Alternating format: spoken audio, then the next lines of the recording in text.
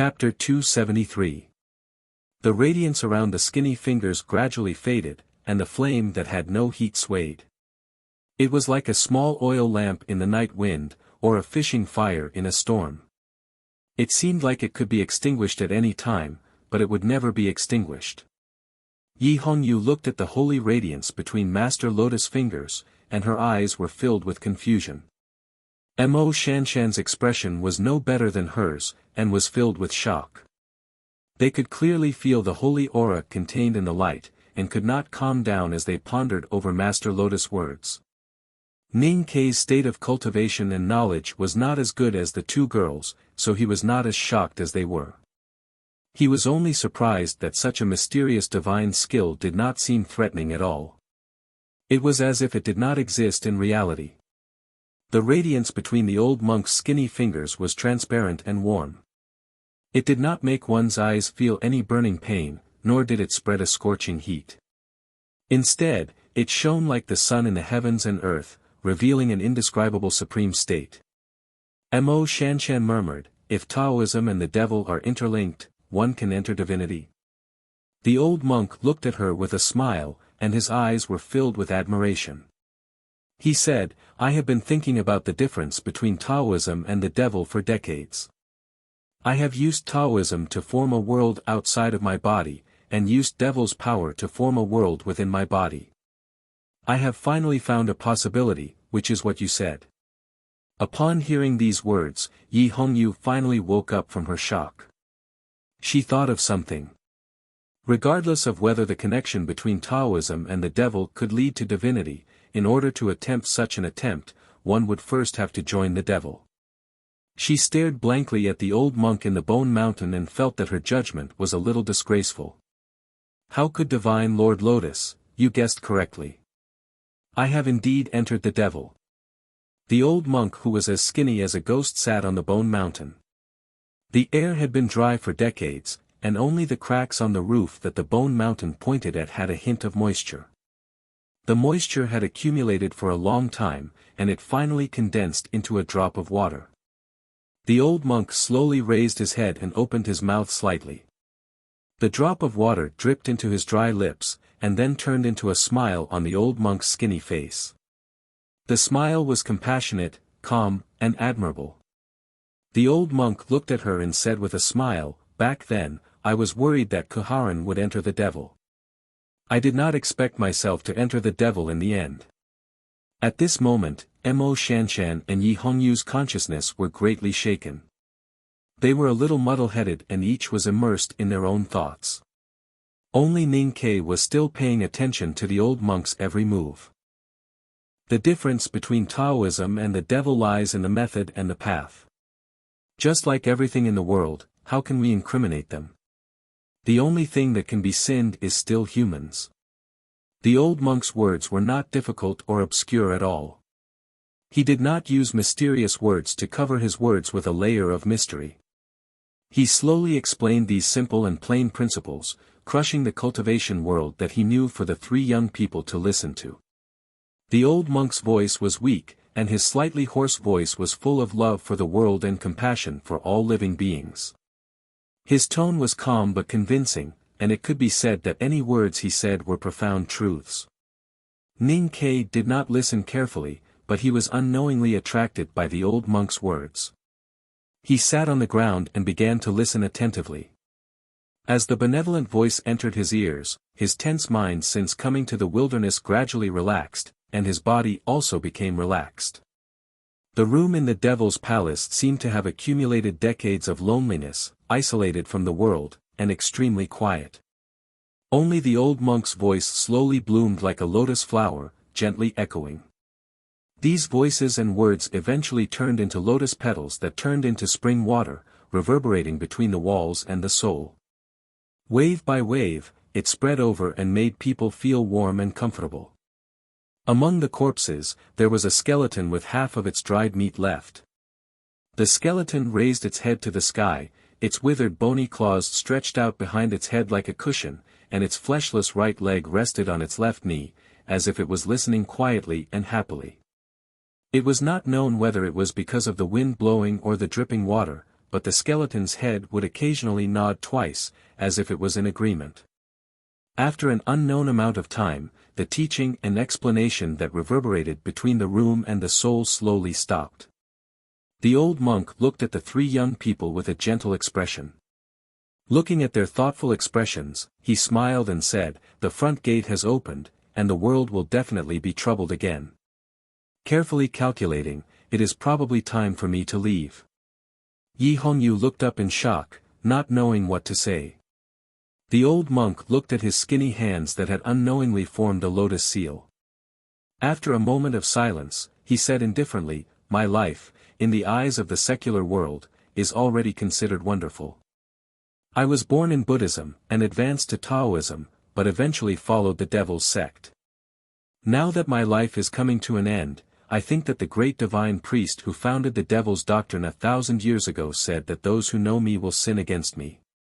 Only time can hear me, and I can't help but feel that it is meaningless. But, who can really be completely unconcerned about life and death?" Chapter 274. Ning Ke only needed to take a few more steps forward and climb up the Bone Mountain to receive Master Lotus' caress. Then, he would inherit all his achievements and become a top powerhouse in the world. He would then understand the wonders of devil's doctrine and enter the state of God. However, this meant that he would have to accept the devil's doctrine's genuine qi. When Taoism and the devil were connected, one could enter the state of God. This sounded wonderful. However, under the luxurious robe, the naked reality was still the same as before. Enlightenment was a secret method of the devil's doctrine. It could not be passed on through enlightenment or the state of psyche power. It could only exist in reality. The qi of heaven and earth that was absorbed from nature was not the devil's doctrine. To enter the state of God, one must first enter the devil's doctrine. In the secluded hall, Master Lotus could gently talk about the devil's doctrine. However, in the real world outside the mountain, the devil's doctrine was still an evil existence that could not be tolerated in the world. It was an evil that all the countries and sects in the Central Plains wanted to destroy. Ning Ke was the core disciple of the headmaster of the academy. Yi Hongyu was the most beloved Tao addict among the younger generation of the West Hill Divine Palace. However, even people of their status would be abandoned by the whole world once they were discovered to have entered the devil's doctrine. Just like this magnificent mountain range in the north of the wilderness. He would enter the devil if he took a few more steps. How could he take that step? However, the temptation of inheriting Master Lotus's mantle and becoming a powerhouse with unparalleled power and cultivation was so fresh and powerful. How could he let go of such an opportunity? Ning Ke felt that his legs were as heavy as a few thousand taels of silver. He could not move an inch. Yi Hongyu's ears seemed to still be reverberating with the gentle and compassionate voice of Divine Lord Lotus. Her eyes were a little empty. Occasionally, there would be a glimmer of determination, but it would instantly turn into a struggle of pain. Just like Ning Ke, her spiritual world was also in an extremely unstable but relaxed state. Her thoughts were swaying with Master Lotus's teachings. She was swaying between what she had learned from Haotian Taoism and pure logic. Inheriting the mantle of Divine Lord Lotus was an unimaginable temptation to any cultivator. However, if it was just this temptation, it would not be enough to make her, who had a strong Taoist heart, interested in the devil's doctrine. However, deep in her heart, she could not refute Divine Lord Lotus' point of view. The more she thought about it, the more she felt that it made sense. The eyebrows on Yi Hongyu's beautiful face were tightly furrowed. She looked like she was in great pain. She stretched out her left hand and grabbed her plump and soft breasts. Her fingers dug in deeply, as if she was trying to dig out her uneasy heart. Because she used too much strength, the wound on her left shoulder, which had been injured by several arrows, burst open again. Blood slowly flowed out. She murmured, "Is there really a third path?" Mo Shanshan, who was kneeling on the ground, had turned extremely pale at this moment. Her lips were pursed into a straight line, and her beautiful ink-like eyes were unable to focus at all, appearing extremely scattered. Master Lotus did not rush them, nor did he show any impatience. He looked at them calmly and gently. There was a faint benevolent smile on his skinny face. Perhaps he hoped that they could cross the threshold themselves and make their own choice. The strong spiritual impact caused by the difference between Taoism and the devil caused Ning Ke and the other two to fall into a painful spiritual struggle. This kind of pain caused their minds to be absent-minded and unstable. However, it was accompanied by a very clear and relaxed state of mind. Gradually, the pain and struggle began to flow away like water. The aura that lingered in their sense of perception turned into warm spring water, and the clear and relaxed stable state of mind once again occupied their bodies. The negative emotions like fear and struggle gradually faded away. The three of them instinctively felt very safe. Master Lotus was as pure as a lotus. There was no need for him to deceive them into joining the devil, nor would he have any ulterior motives towards them. If such a peerless powerhouse wanted to hurt them, he would not need to spend so much effort. The real reason that made them calm and relaxed was still the temptation. The temptation of inheriting the legacy of the previous powerhouses, the temptation of understanding the original truth of the world, and the temptation of merging Taoism and the devil to enter divinity. This temptation was the grassland, the starry sky, the sweet taste of milk cakes when they were young, the arrogant aura of standing on the peak of the mountain, and the possibility of writing one's name on the modeled city wall for the future generations. The door of temptation was slowly opening in front of them. Behind the door was an unfamiliar, fresh and fertile grassland. As long as they were willing, they could lie on this green grassland that was as soft as a blanket, and look at the beautiful starry sky that they had never seen before. They could enjoy everything quietly. Among the three of them, Yi Hongyu's state was the highest, and she had the deepest understanding of cultivation. She had seen those truly powerful powers before, and she stubbornly and focused on pursuing them. Hence, she felt the greatest temptation at this moment. Suddenly, she heard the creaking sound of the broken wooden bed shaking. She saw her legs that were as thin and weak as reed sticks when she was young. She recalled the humiliating and angry past. Then, she saw her brother who had his hair combed into a bun and carried a wooden sword on his back. At that time, her brother was still a proud young man, but he was already so lonely. As time passed, her brother became more and more lonely. Was it because no matter how hard I tried, I could not catch up to your footsteps? If I had the ability to stand side by side with you, standing on the precipitous cliff and facing the cold mountain wind, would you not feel so lonely? She raised her head in confusion and realized that Divine Lord Lotus was looking at her with a pitiful gaze, as if he had seen through all her disguises. She suddenly felt cold and terrified, because she felt that the door was about to close in front of her. Not being possessed by the devil, not being possessed by the devil, she muttered to herself, but her eyes became brighter and brighter. She lifted her feet and walked up the bone mountain. Yes. No. She walked to the front of Divine Lord Lotus and knelt on the ground. Her knees crushed a few white bones. She lowered her head humbly and devoutly removed all the shackles that her heart had on the outside world. She opened up her spiritual world honestly. Ning Ke was also subconsciously looking up at the starry sky on the green grassland. His mind was calm and clear. However, the pure temptation that was hidden in this beautiful picture was still lacking the last bit of strength to make him take that step. As he had stayed in front of the door for too long, his thoughts started to wander, and he vaguely felt that something was wrong. A ray of light appeared in his mind. It was not like a lightning bolt, but more like a spring rain. It instantly calmed him down and freed him from his current mental state. He thought of a few points that he did not understand previously. If he had bound himself to atone for his sins, why would he need to wear chains on his body? Could it be that someone like Master Lotus, who had reached such a high state, would also fall into the boring state of using his body to atone for his sins? How firm was the will of such a legendary figure? He had seen the prosperity of the world and had experienced life and death. How could he suddenly and inexplicably go against the Tao and Buddhist heart just because his youngest martial uncle broke into the mountain gate and killed a group of demons with his sword? Even if it was himself, he could not be moved after seeing so many cruel scenes, let alone a powerhouse like this. These doubts kept hitting his mind like raindrops. In the end, they converged into a certain possibility. This old monk was not binding himself to atone for his sins, but he was locked up here to suffer and atone for his sins. Thinking of this, Ning Ke woke up in shock. He realized that the warmth that surrounded him like spring water and the benevolent and peaceful aura had all disappeared. The environment was still dry and slightly cold.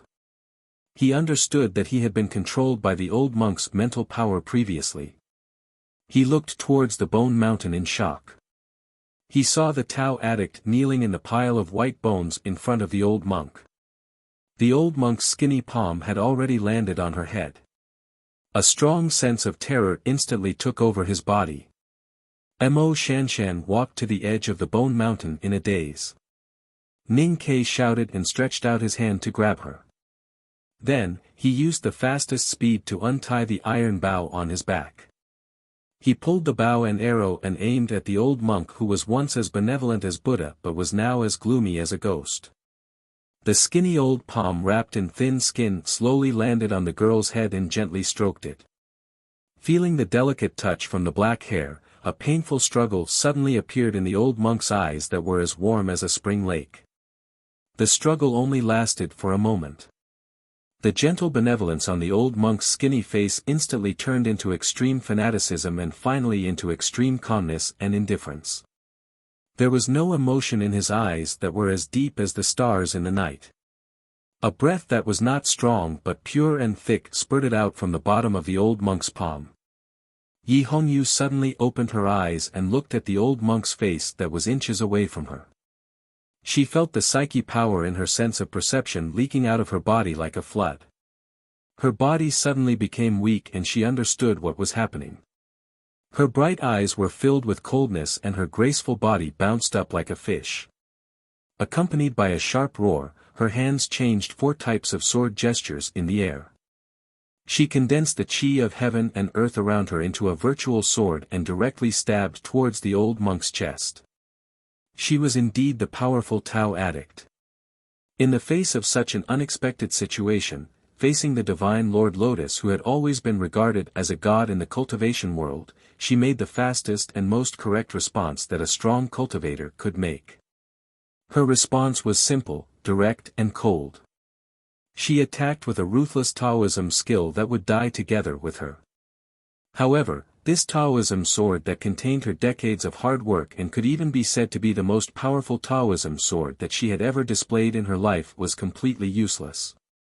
This was because, she could not condense the chi of heaven and earth even after changing 4 types of sword gestures.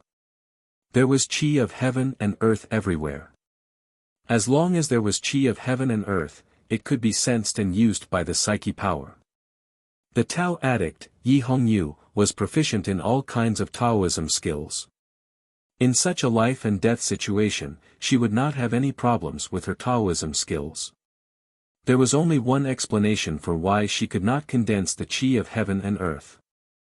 There was no chi of heaven and earth around the old monk at all. There were many ways to isolate the chi of heaven and earth in the world. However, there was only one way to make the chi of heaven and earth disappear completely. Even with Yi Hongyu's vast knowledge, she only knew of one way, the real confinement. Yi Hongyu was naturally very familiar with the confinement of the judicial department. She was also one of the few people who had seen the confinement that the great divine priest of judgment had set up. However, the confinement that the great divine priest of light had trapped for more than 10 years was not as powerful as the one in front of her. Feeling the release of the psyche power and the weakness in her body, she lowered her head and knelt on the white bones. Looking at the craggy white bones, her gradually blurred vision finally gave birth to a look of despair. The white bones as the fence and the dried corpses as the fence. It was such a powerful and terrifying confinement. The stone in my chest was slightly released and I felt less suffocated. To be continued. If you like this work, please come to Chidian.com to vote for me. Your support is my biggest motivation. Chapter 275. When the Tao addict was captured, Ning Ke instinctively wanted to escape with Mo Shanshan, as far as he could. However, he did not do so. Instead, he prepared to use the primordial 13 arrows to solve all of this, as he knew that he would not be able to escape. When he pinched the cold tail of the talisman arrow, the old monk's skinny palm had already started to emit a strong aura. When he pulled the iron bow to its fullest, Yi Hongyu had already lowered her head and collapsed. He saw the despair in Yi Hongyu's eyes, as well as Master Lotus's emotionless and cold gaze. Mo Shanshan was startled awake by him from the illusion, and she sobered up in an instant. Her beautiful black hair that was like a waterfall suddenly fluttered behind her, and her right hand trembled in the air. She knew that the three of them were in a hopeless situation, so she immediately used her strongest half-divine talisman. Facing such a powerful double attack, the old monk who was sitting in the bone mountain was still expressionless. He only glanced at them, and his gaze fell into the eyes of the two. With just one glance, Ning Ke felt an unbearable pain in his head, as if second brother's wooden club was hitting his head at a speed that could not be seen by the naked eye. He blacked out and loosened his fingers. Mo Shanshan felt that her chest and abdomen were suddenly cut open by a sharp blade. The stone array tactics that she had accumulated in the big array outside the front gate all gushed out. However, there was no joy, only endless pain. Her fingers that were drawing the talisman froze. The talisman arrow left the bow like a black shadow. At this moment, Ning Ke's sense of perception was in a mess and he could not control it at all. The iron arrow shot out with a swoosh and shot into a corner of the Devil's Hall. It directly broke the huge stones there and piled them up into a corner of the Devil's Hall. The divine talisman that was brewing between Mo Shanshan's slender fingers instantly became dim and weak. It was like a small oil lamp in a room with no air circulation, and suddenly extinguished by a strong gust of wind. Blood spurted out from their mouths at almost the same time. They fell to the ground weakly and could no longer stand up. Master Lotus's expression was indifferent and emotionless as he looked at the two who fell to the ground with blood spurting out from their mouths. His deep-set eyes were dark and cold. They were as thin as rice grains and looked extremely demonic. His shriveled chest and abdomen seemed even more hollow than before. It seemed like a casual glance, but in fact, it contained an extremely terrifying state. The old monk had been imprisoned for decades, and it took him decades to condense his psyche power again. Master Lotus looked expressionlessly at Yi Hongyu who was kneeling in front of him. He slowly stroked her hair with his palm, as if he was a gentle lover. Then, he smiled. His smile was still as gentle and kind. With such a gentle and compassionate smile, he leaned over and lowered his head against Tao Addict's slightly cold cheek. As if he was kissing or whispering, he gently touched her left shoulder with his lips and began to suck gently. His aged lips were like leeches greedily sucking on the young girl's delicate naked skin. His thin and shriveled cheeks were moving rhythmically. Fresh blood slowly entered his lips, moisturizing his throat that had been thirsty for many years and began to nourish his organs that had not felt any warmth for many years. After a while, the old monk raised his head and looked at the young girl in his palm. His eyes were gentle and compassionate. A faint but exquisite aura of Buddhism appeared on his face. Even the drop of blood at the corner of his chapped lips was compassionate.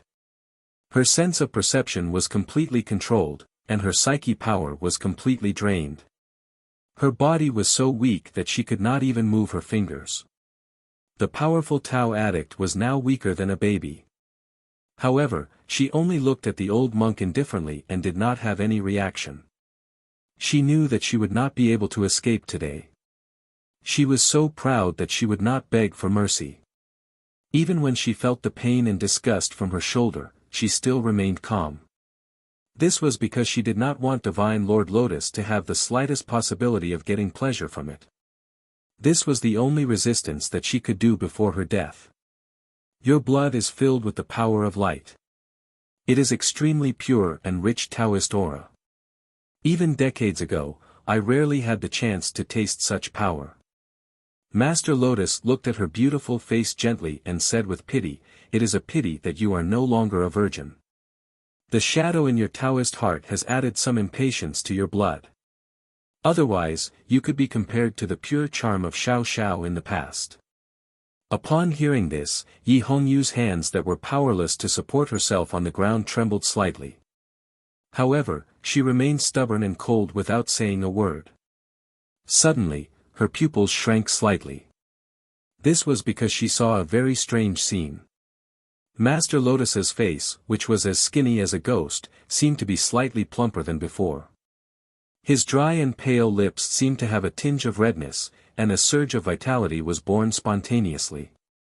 Yi Hongyu thought of a certain legendary devil's doctrine skill and could not help but feel a chill down her spine. Master Lotus did not look at her anymore.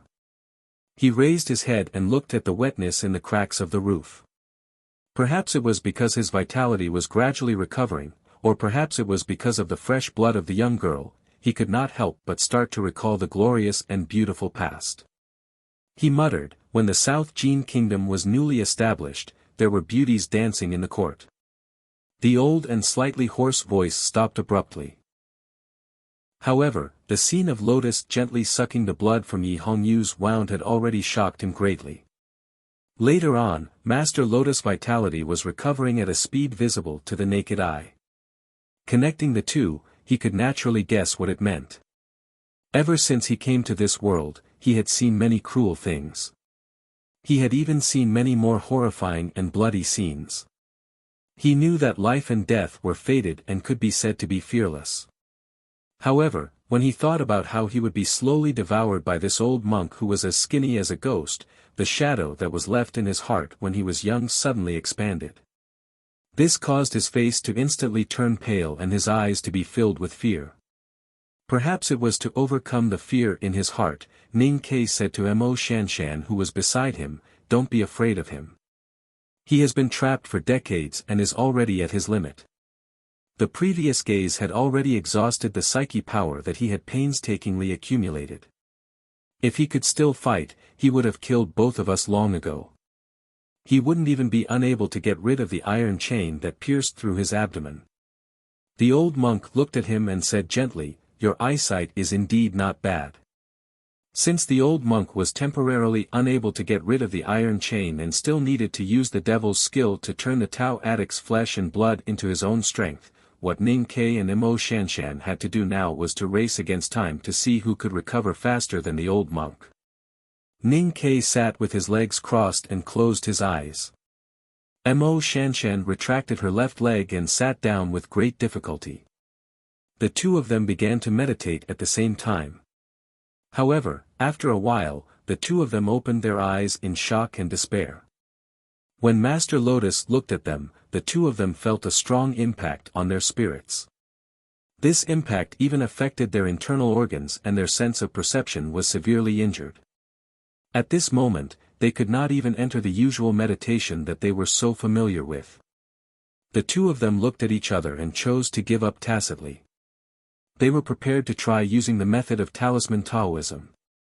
After all, the psyche power required for talisman Taoism was slightly lesser.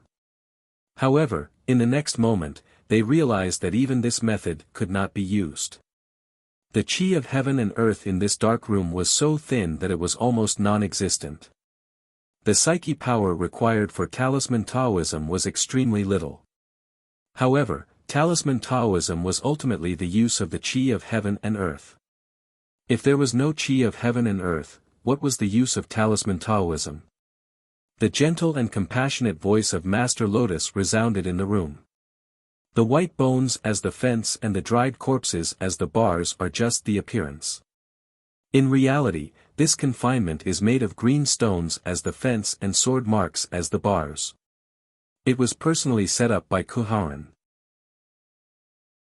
Chapter 276. Fresh human flesh was always difficult to chew, especially for an old monk who had lost all his teeth. That was why he chewed very seriously, his skinny cheeks constantly trembling. Compassion and pity, as well as greed and bloodthirstiness, these two completely different emotions, were constantly changing in that pair of eyes that were still as calm as a spring lake. As the flesh that was chewed into a paste was swallowed into his stomach and absorbed, the old monk's sunken eyes gradually brightened. His skinny cheeks gradually filled up and his face that was as withered as a piece of wood gradually revealed a stronger liveliness. The girl's forearm was like a pure white lotus root that had been washed clean by the lake water. Accompanied by a terrifying ripping sound, a piece of flesh was bitten off while she was still alive. Blood flowed down from the wound. Her face was pale, but she pressed her lips together and refused to let out a cry of pain. The old monk stuck out his black tongue and licked the blood off the corner of his lips. He still maintained a compassionate expression on his face. However, the more it was so, the more chilling the contrast was. Ning Ke looked at the scene and felt a chill run down his spine. The development of the situation was too unexpected. Be it him or Yi Hongyu, they had never thought that Master Lotus, who was known for his noble character, would actually be such a terrifying devil. Most importantly, the aura that this old monk exuded was so pure and compassionate. Even if he had some doubts in his heart, he instinctively did not want to suspect this old monk. Master Lotus, who had already swallowed the mouthful of flesh and blood, seemed to have turned back into the highly respected and compassionate Vedanta of the Buddhism sect in an instant. He looked at Yi Hongyu who was under his palm. He saw the despair and hatred in the girl's eyes. He stretched out his finger and slowly slid it across her delicate face. He said pitifully, "You're so cute. How could I do this to you?" Yi Hongyu's sense of perception was controlled and she lost control of her body. However, her consciousness and senses were still sharp. She could clearly feel that she was becoming weaker and weaker. She also felt that the thin finger on her face was as cold and terrifying as a snake's tongue. Why did I do that? Why didn't I resist the temptation of flesh and blood? The old monk's eyes became a little hollow and a little confused. He murmured to himself and suddenly laughed at himself. He shook his head and sighed. At a glance, the two children in the see-through realm are still alive. After decades of condensing such a pitiful amount of psyche power, they have all been used up. Lotus, you are too weak now.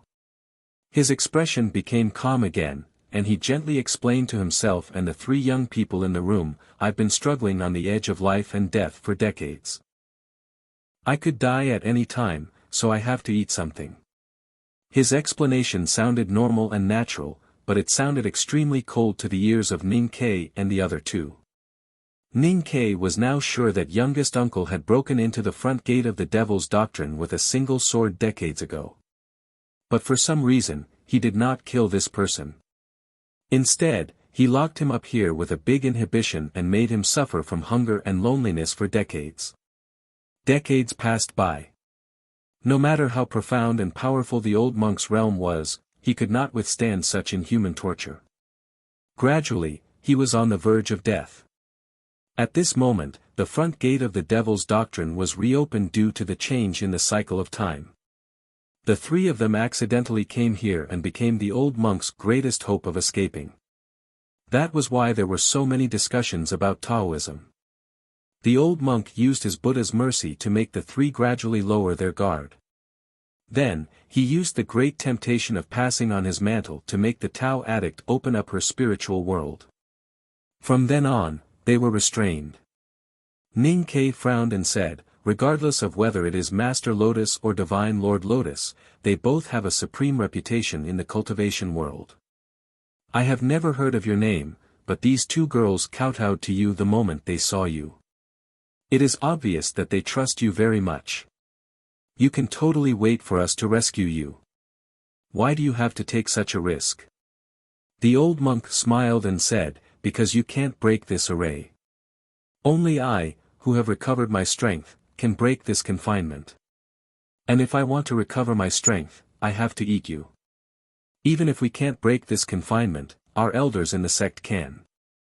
The old monk laughed and said, in this world, there are only a handful of people besides me who can break the confinement set by Crazy Ku. There are indeed people among the elders in your sect who can do it.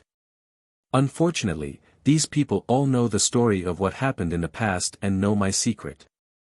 If they know that I am still alive, they will definitely not choose to save me. Instead, they will not hesitate to destroy half the world with me in order to kill me and then burn my bones to ashes. Ning Ke was startled and then said, "It seems like you are not a likable person." The old monk sighed and continued, "After accompanying the corpses for so many years, I have actually given up the hope of leaving. But I did not expect the front gate to be reopened one day. What's more, I did not expect the first batch to enter the front gate to be 3 cute and pitiful children. I think this is probably fate's arrangement." Ning Ke was silent. He thought to himself that the 3 addicts in the world and him, a disciple of the second floor of the academy, were probably qualified to stir up a few storms in the cultivation world today. But in the eyes of this powerhouse of the previous generation, they were just 3 cute and pitiful children. Time was indeed the most important factor for cultivators. The psyche power that I have accumulated over the decades is indeed not much. But from the moment you entered the hall, I started to use the questioning heart skill of the Buddhism sect. I thought that you were the weakest among the 3 of you and would be the first to enter the illusion. But I did not expect you to be the only one to maintain a clear mind. I am very curious as to how you did it." The old monk looked at him and said with a carefree smile. Although his appearance was still skinny and ugly, his carefree and arrogant aura that looked down on the common people was completely evident. He was like a mad scholar who was holding a wine pot and discussing the Tao. Ning Ke guessed that he should be seizing the time to absorb the blood food in his stomach. But he did not expose him. Instead, he continuously tightened the subtle muscles in his body at a high frequency and replied, "Perhaps the temptation you gave was not enough." The old monk frowned slightly and looked at him. He asked, "Is my mantle not attractive to you?" Ning Ke said with slight mockery, "Of course I yearn for power, but it must be true." The old monk smiled and said, "When Taoism and the devil are interlinked, one can enter the divine state. This is what I have comprehended over the years. I did not lie to you." Ning Ke was slightly startled and said, "But you still need to enter the devil first." The old monk was like a goshawk in the blue sky looking at a chicken in the fence. He looked at him coldly and said, "I have said before that the academy is indeed not as good as the previous generation. You are actually so scared by the words 'enter the devil.'" Ning Ke shook his head and said, "If it is a need before life and death, entering the devil is nothing. But first, I must be willing and not have a heart of doubt. Otherwise, what is the apatheicized God? And since it is a temptation, it must have some weight. The temptation that you showed me with the Buddhist sweet sound is not enough for me." There was contempt and disdain in his words. At this moment, Lotus was not an eminent monk Vedanta, but a chic and even domineering man. He squinted his eyes slightly and said with displeasure and mockery, "Is there anything in the world that is more attractive than my mantle?" Ning Ke suddenly laughed, "I am a disciple of the second floor of the academy. In the future, I will inherit the headmaster's mantle. Even if I enter the devil, I can still learn what youngest uncle left behind. I think this weight should be more important." The old monk was speechless when he heard this. Even if he was so proud that he regarded the 3 sects of Taoism, Buddhism and the devil as broken shoes, he did not dare to think that he was higher than the headmaster of the academy. As for his lifelong enemy, Kuharan, he had left him endless humiliation and pain. And I have never met a truly selfless person in my life. I always thought that a bowl of fragrant fried egg noodles would not appear on the table out of nowhere. So the more pitiful and touching you were, the more uncomfortable I felt. Ning Ke continued, "I am very curious about those stories that you told me earlier. Which of them is true? Or are they all ghost stories that you purposely told us to lower our guard?" Those stories had the shadow of youngest uncle's shadow, so he was very concerned. However, The old monk sitting on the bone mountain and the young man sitting on the ground were clearly in a life and death situation. Yet, they had the leisure to gossip about such things. This scene was unavoidably a little strange. The old monk said with a pitiful expression, "Those stories that I told you earlier are all true, but there are some key points that I did not make clear. The massacre of the Lank temple was planned by me. The beautiful dancer was eventually sucked dry by me. Her face was very pale after she died, so pale that it was almost transparent. But strangely, there was still a sweet smile on her pale face, as if she was asking me why I did it." He looked at Ning Kei and said calmly, "At that time, I was very afraid of the smile on her face. I tried to wipe it off with my hands, but I could not. So in the end, I cut her into pieces and ate her. That was also the first time I ate a human." Ning Kei was silent for a long time. Suddenly, he asked, "Who was that dancer?" The old monk smiled and said, "She wanted to turn Kuharan into a madman. Naturally, it was his woman who died." Ning Kei heard this answer and was silent for a long time. Then, he asked, "Was it to provoke a war between the academy and the divine hall? Or was it for some other reason?"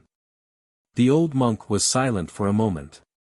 Then, he said expressionlessly, "There was no other reason. It was just that Kuharan saw through it in the end. And Wei Guangming, that blockhead, somehow began to suspect my identity. I had no choice but to quietly leave the Peach Mountain and return to the front gate of the Devil's Doctrine. Then, these things happened." Listening to the gradually turbid aura, Ning Kei was sure that this once peerless powerhouse was about to die after being imprisoned by youngest uncle for decades. If it was a head-on battle, he would not be a match for the three of them. However, this person had actually set up such a trap in such a short time. He was indeed a meticulous and terrifying person.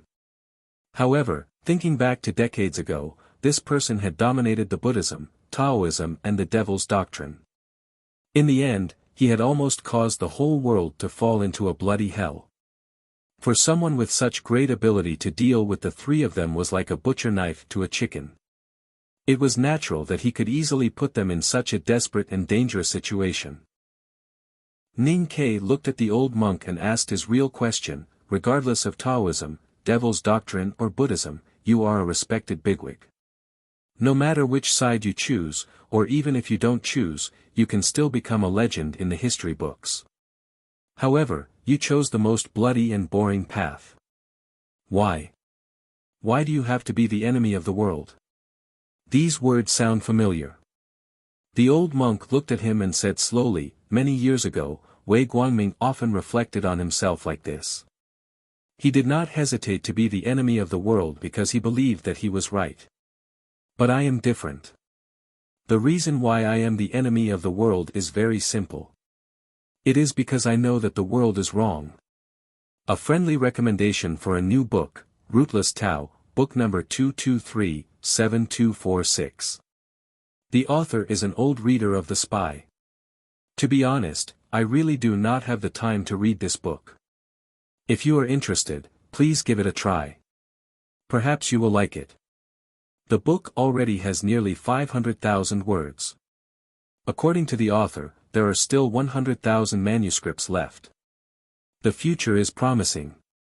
To be continued. If you like this work, please come to Chidian.com to vote for me. Your support is my greatest motivation. He knew that his mockery of the West Hill Divine Palace had angered the girl. He could not help but laugh and said, "Poor child, am I wrong to say that? Hundreds of millions of Haotian disciples in the world only know about the Divine Hall but not the Jisho Abbey.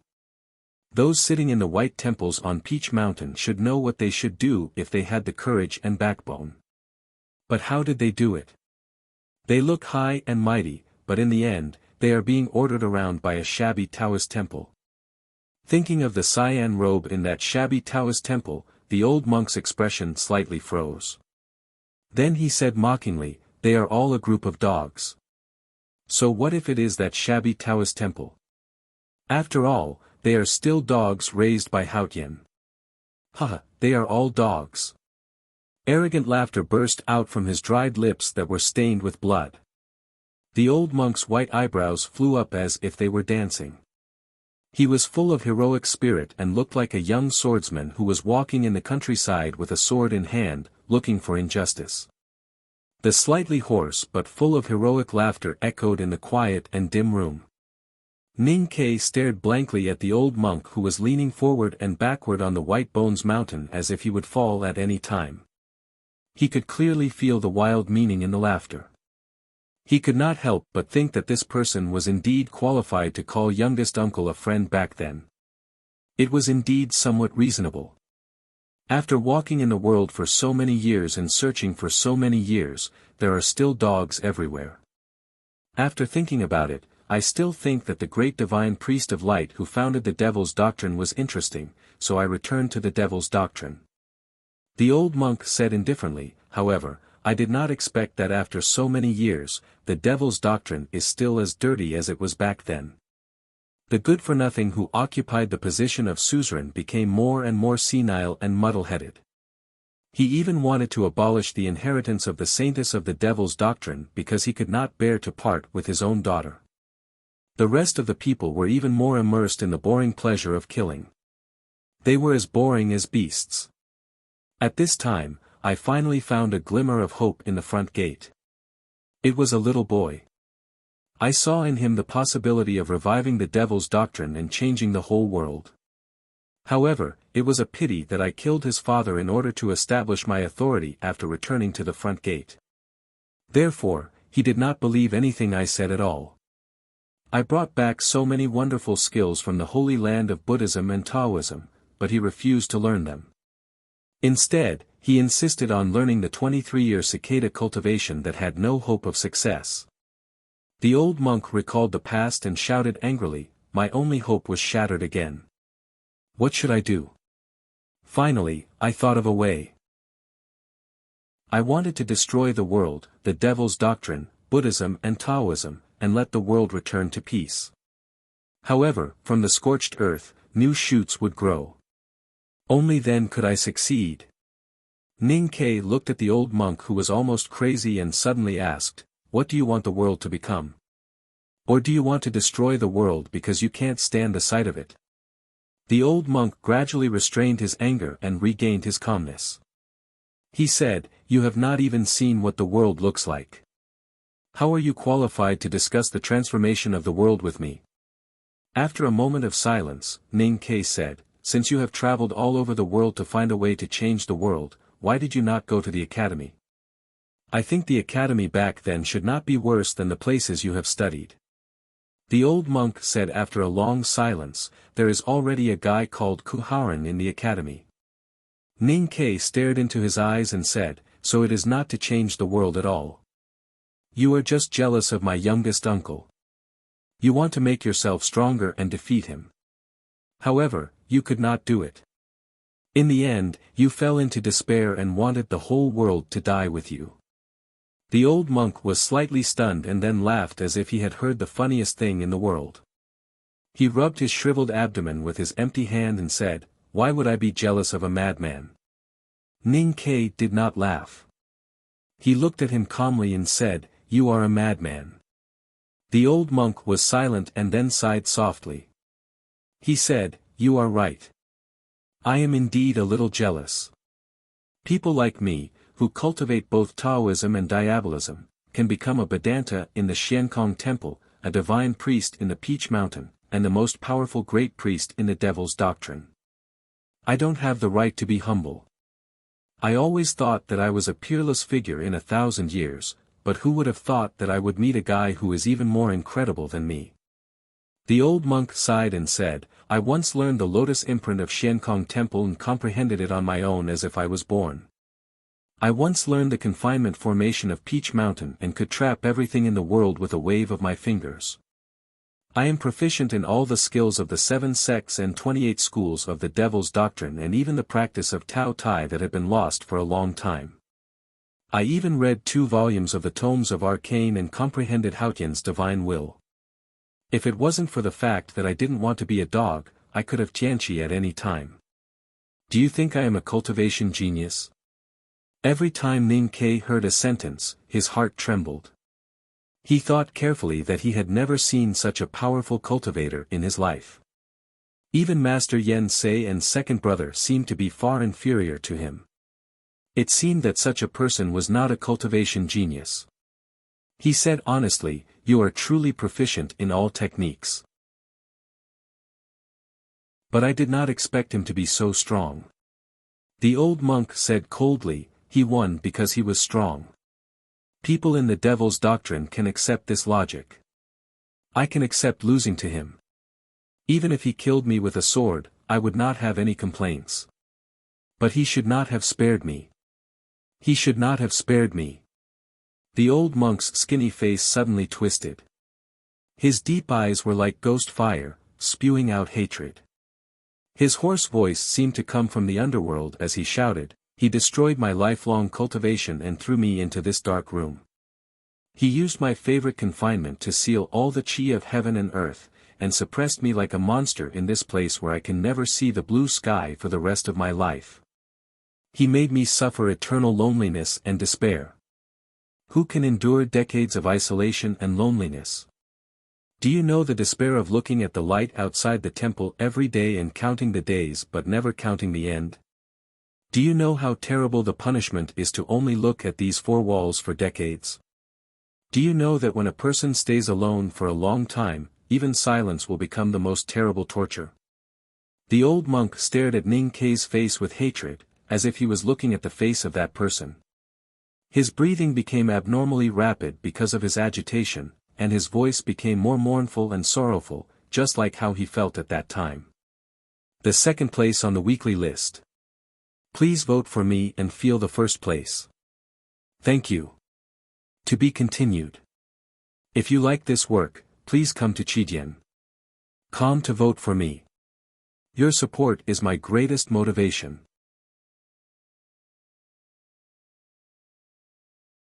When the old monk saw the flash of knife light, his mind moved. Other than the holy light of Haotian, there was nothing in the world faster than his mind. A wave of spiritual power that was not strong but extremely pure emanated from the old monk's eyes. Countless white bones in the bone corpse mountain responded to the aura and flew up. A thick leg bone blocked in front of the snow-white blade light. No one knew which devil's doctrine master left this pure white leg bone. His soul had long been lost, but his strength was still there. When it collided with the saber radiance, a huge crack appeared on it, but it did not break in the middle. The entire room was filled with the confinement array that youngest uncle had set up years ago. The talisman carved by the two senior brothers on the padao could not absorb any chi of heaven and earth. He could not even face the bone directly controlled by the old monk's psyche power. Ning Ke let out a muffled groan. The huge force from the blade directly broke his wrist. His body flew backward and he spat out a mouthful of blood in midair. Amidst the bone mountain, the fragments of the white roots that were stimulated by the old monk's psyche power followed closely, hitting his body with crackling sounds like a storm. In an instant, he suffered hundreds and thousands of heavy blows. Fresh blood kept spurting out, and who knew how many bones in his body were broken. With a thud, Ning Ke fell heavily to the ground and spat out another mouthful of blood on his clothes.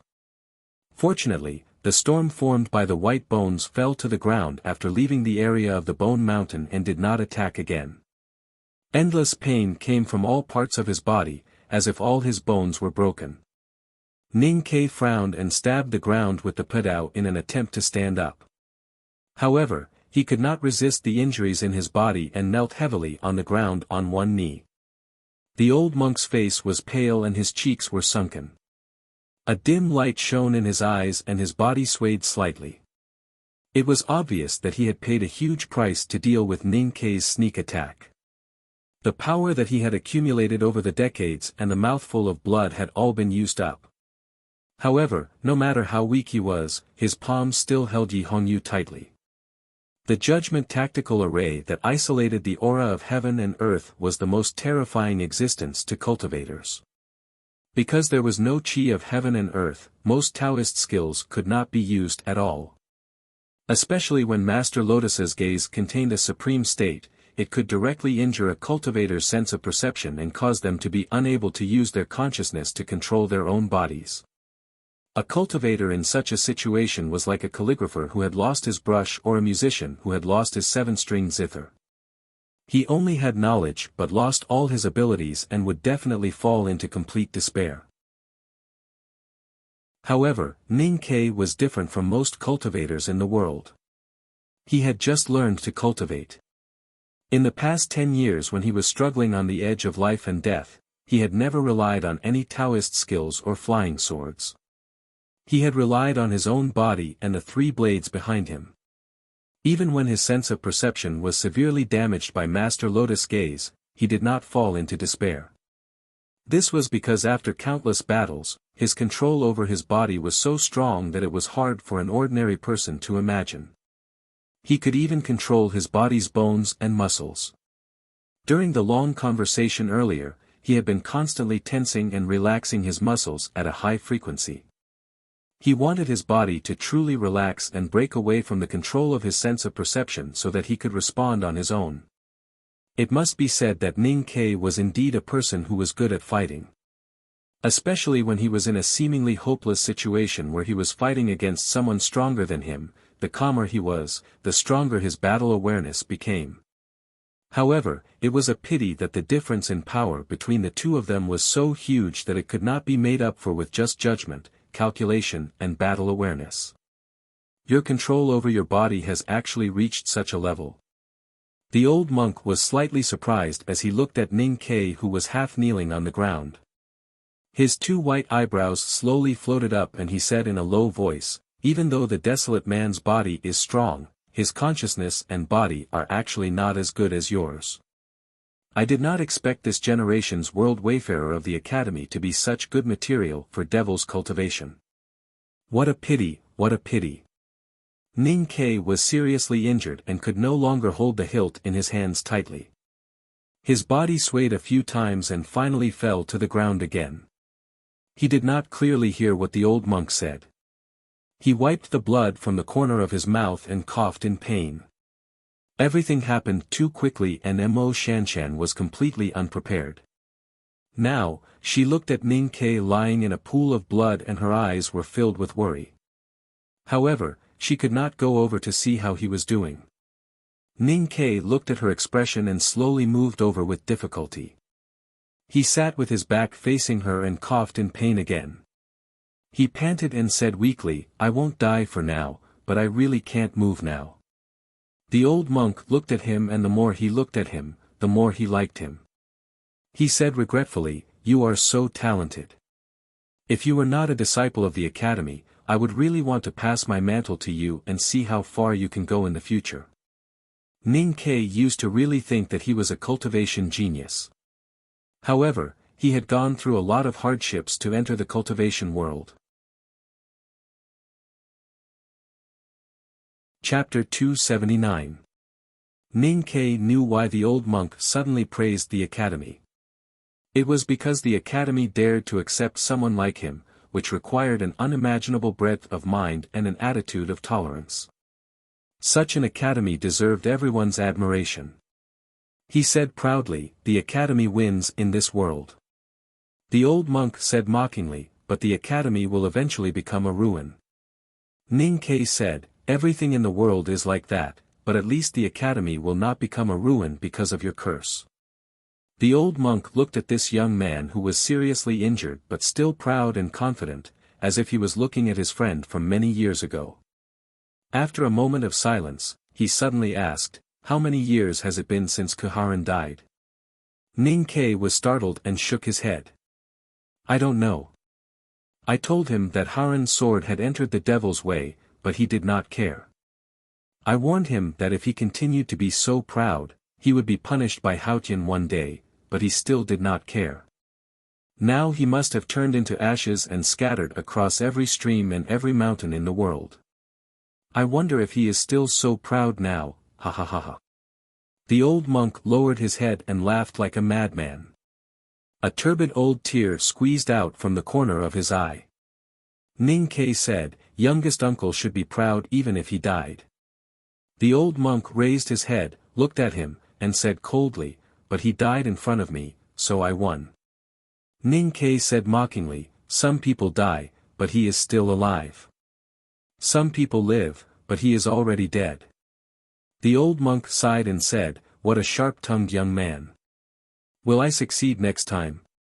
Ning Ke suddenly asked sincerely. His body was still trembling slightly under the cotton clothes. Although this method was very exhausting, it was the only way to maintain mobility under the terrifying mental control of the other party. The old monk looked at him and said sincerely, there will not be a next time.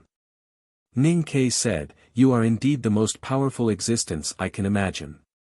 But you, who have been imprisoned for decades, are just a king who has been reduced to dust.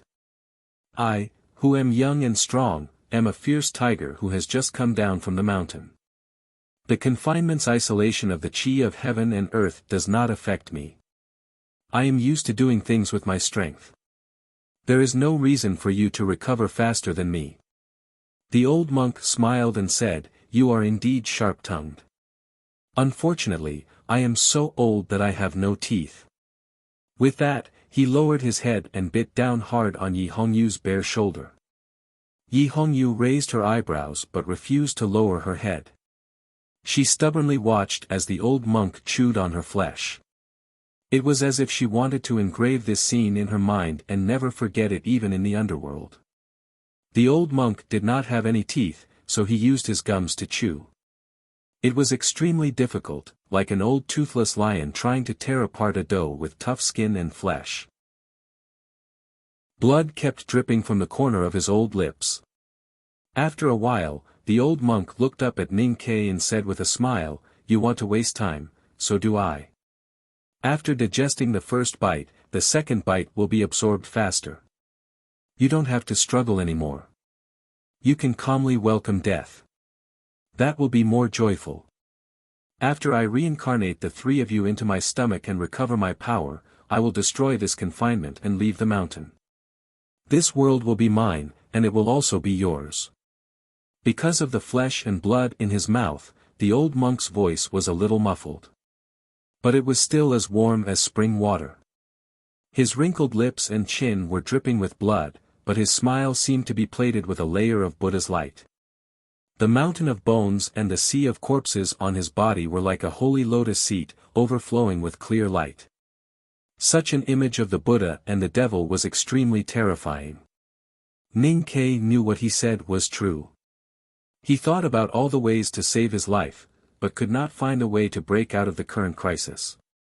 Whether it was the bag that Master Yen Sei left for him, the primordial 13 arrows or the talisman on the padao, they all needed to be connected with nature to exert their true power. He could not help but think of death in silence. He stared at the old monk and said firmly, even if you can get out, this world will not be yours. The old monk recalled the green robe and said with a smile, I have already connected with Tao and the devil. Why should I be afraid of the laws of the world? Ning Ke shook his head and said, there is still the headmaster of the academy. The old monk was silent for a moment and said, the headmaster of the academy will die eventually. People in the academy are too proud, and the more proud they are, the more likely they will die. This is the fate of the headmaster of the academy and the fate of the academy. It cannot be changed. Ning Ke frowned slightly and said, crazy words. The old monk suddenly asked, who is the empress of the Tang Empire in Chang'an? How many generals in the peak state of martial arts have appeared in recent years? Has the devil dance appeared again? Koharan was punished by heaven. Did the headmaster of the Peach Mountain? Something is not right. This little girl said that she is the Grand Master of the Judicial Department. Has the Divine Hall not been destroyed? When Koharan was punished by heaven and the headmaster of the academy went to the Peach Mountain, he thought that the Divine Hall on the Peach Mountain would naturally be destroyed. Now that he was sure that the West Hill Divine Palace still existed, he could not help but feel confused.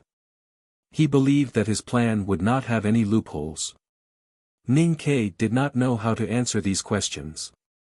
It seemed like a crazy question, but there seemed to be a lot of history hidden in it. There were many secrets hidden in the dust. Before the front gate was destroyed, I arranged many things. I arranged for the Saintess to go south. I believe that she will do what I asked her to do. I arranged for many disciples to go south. I believe that one of them will do what I asked. The old monk looked at him and smiled. His smile was full of confidence and even dominance. The Enlightenment doctrine was already rotten. I don't feel sorry for it even if it was destroyed by Kuharan. I would rather create a new devil's doctrine on top of the ruins. The new devil's doctrine will be rooted in the fertile land of the Tang Empire. Once it is reborn, it will definitely be a new existence. I believe that these arrangements of mine should be gradually working after such a long time. Then I just need to wait quietly for the headmaster of the academy to die. Then who do you think this world will belong to? Ning Ke felt cold all over. He thought to himself, are there countless powerhouses of the devil's doctrine hiding in Chang'an today? And these people all listen to his arrangements to go south. If this person was allowed to escape from the front gate of the devil's doctrine, how much trouble would there be in the world? But you should have thought that youngest uncle would kill you at that time. Once you die, what's the point of hiding so many backups and arrangements in the Central Plains? The old monk looked at him with slight mockery, like the snow on the peak looking at the insects in summer. He said, even if I die, these arrangements of the past still exist. You mortals never seem to understand that the meaning of a person's life and death is not important. What's important is whether we can change this old world and usher in a new world. Then, we can gather the power of the new world to change some rules. If I can do this, what can I do even if I die? Ning Ke asked, what rules? The old monk replied, the rules of Tao. Ning Ke asked, what if, you can't change it even after planning for your whole life? The old monk replied with a smile, at least I've tried. Ning Ke frowned and said, you're willing to let the whole world die just for your attempt? The old monk said calmly, what does the destruction of the world have to do with me? This was probably the source of pleasure for a schemer. Ning Ke thought silently in his heart. He was extremely impressed by the old monk's careful planning in this life, but he was also extremely afraid of it. Because a madman was always difficult to defeat. At this moment, the world-famous Master Lotus was a complete madman in Ning Ke's eyes. He could not understand what he was saying at all. Even if he could understand a little, he would not know which words were true and which were false. He could not even determine what kind of person he was.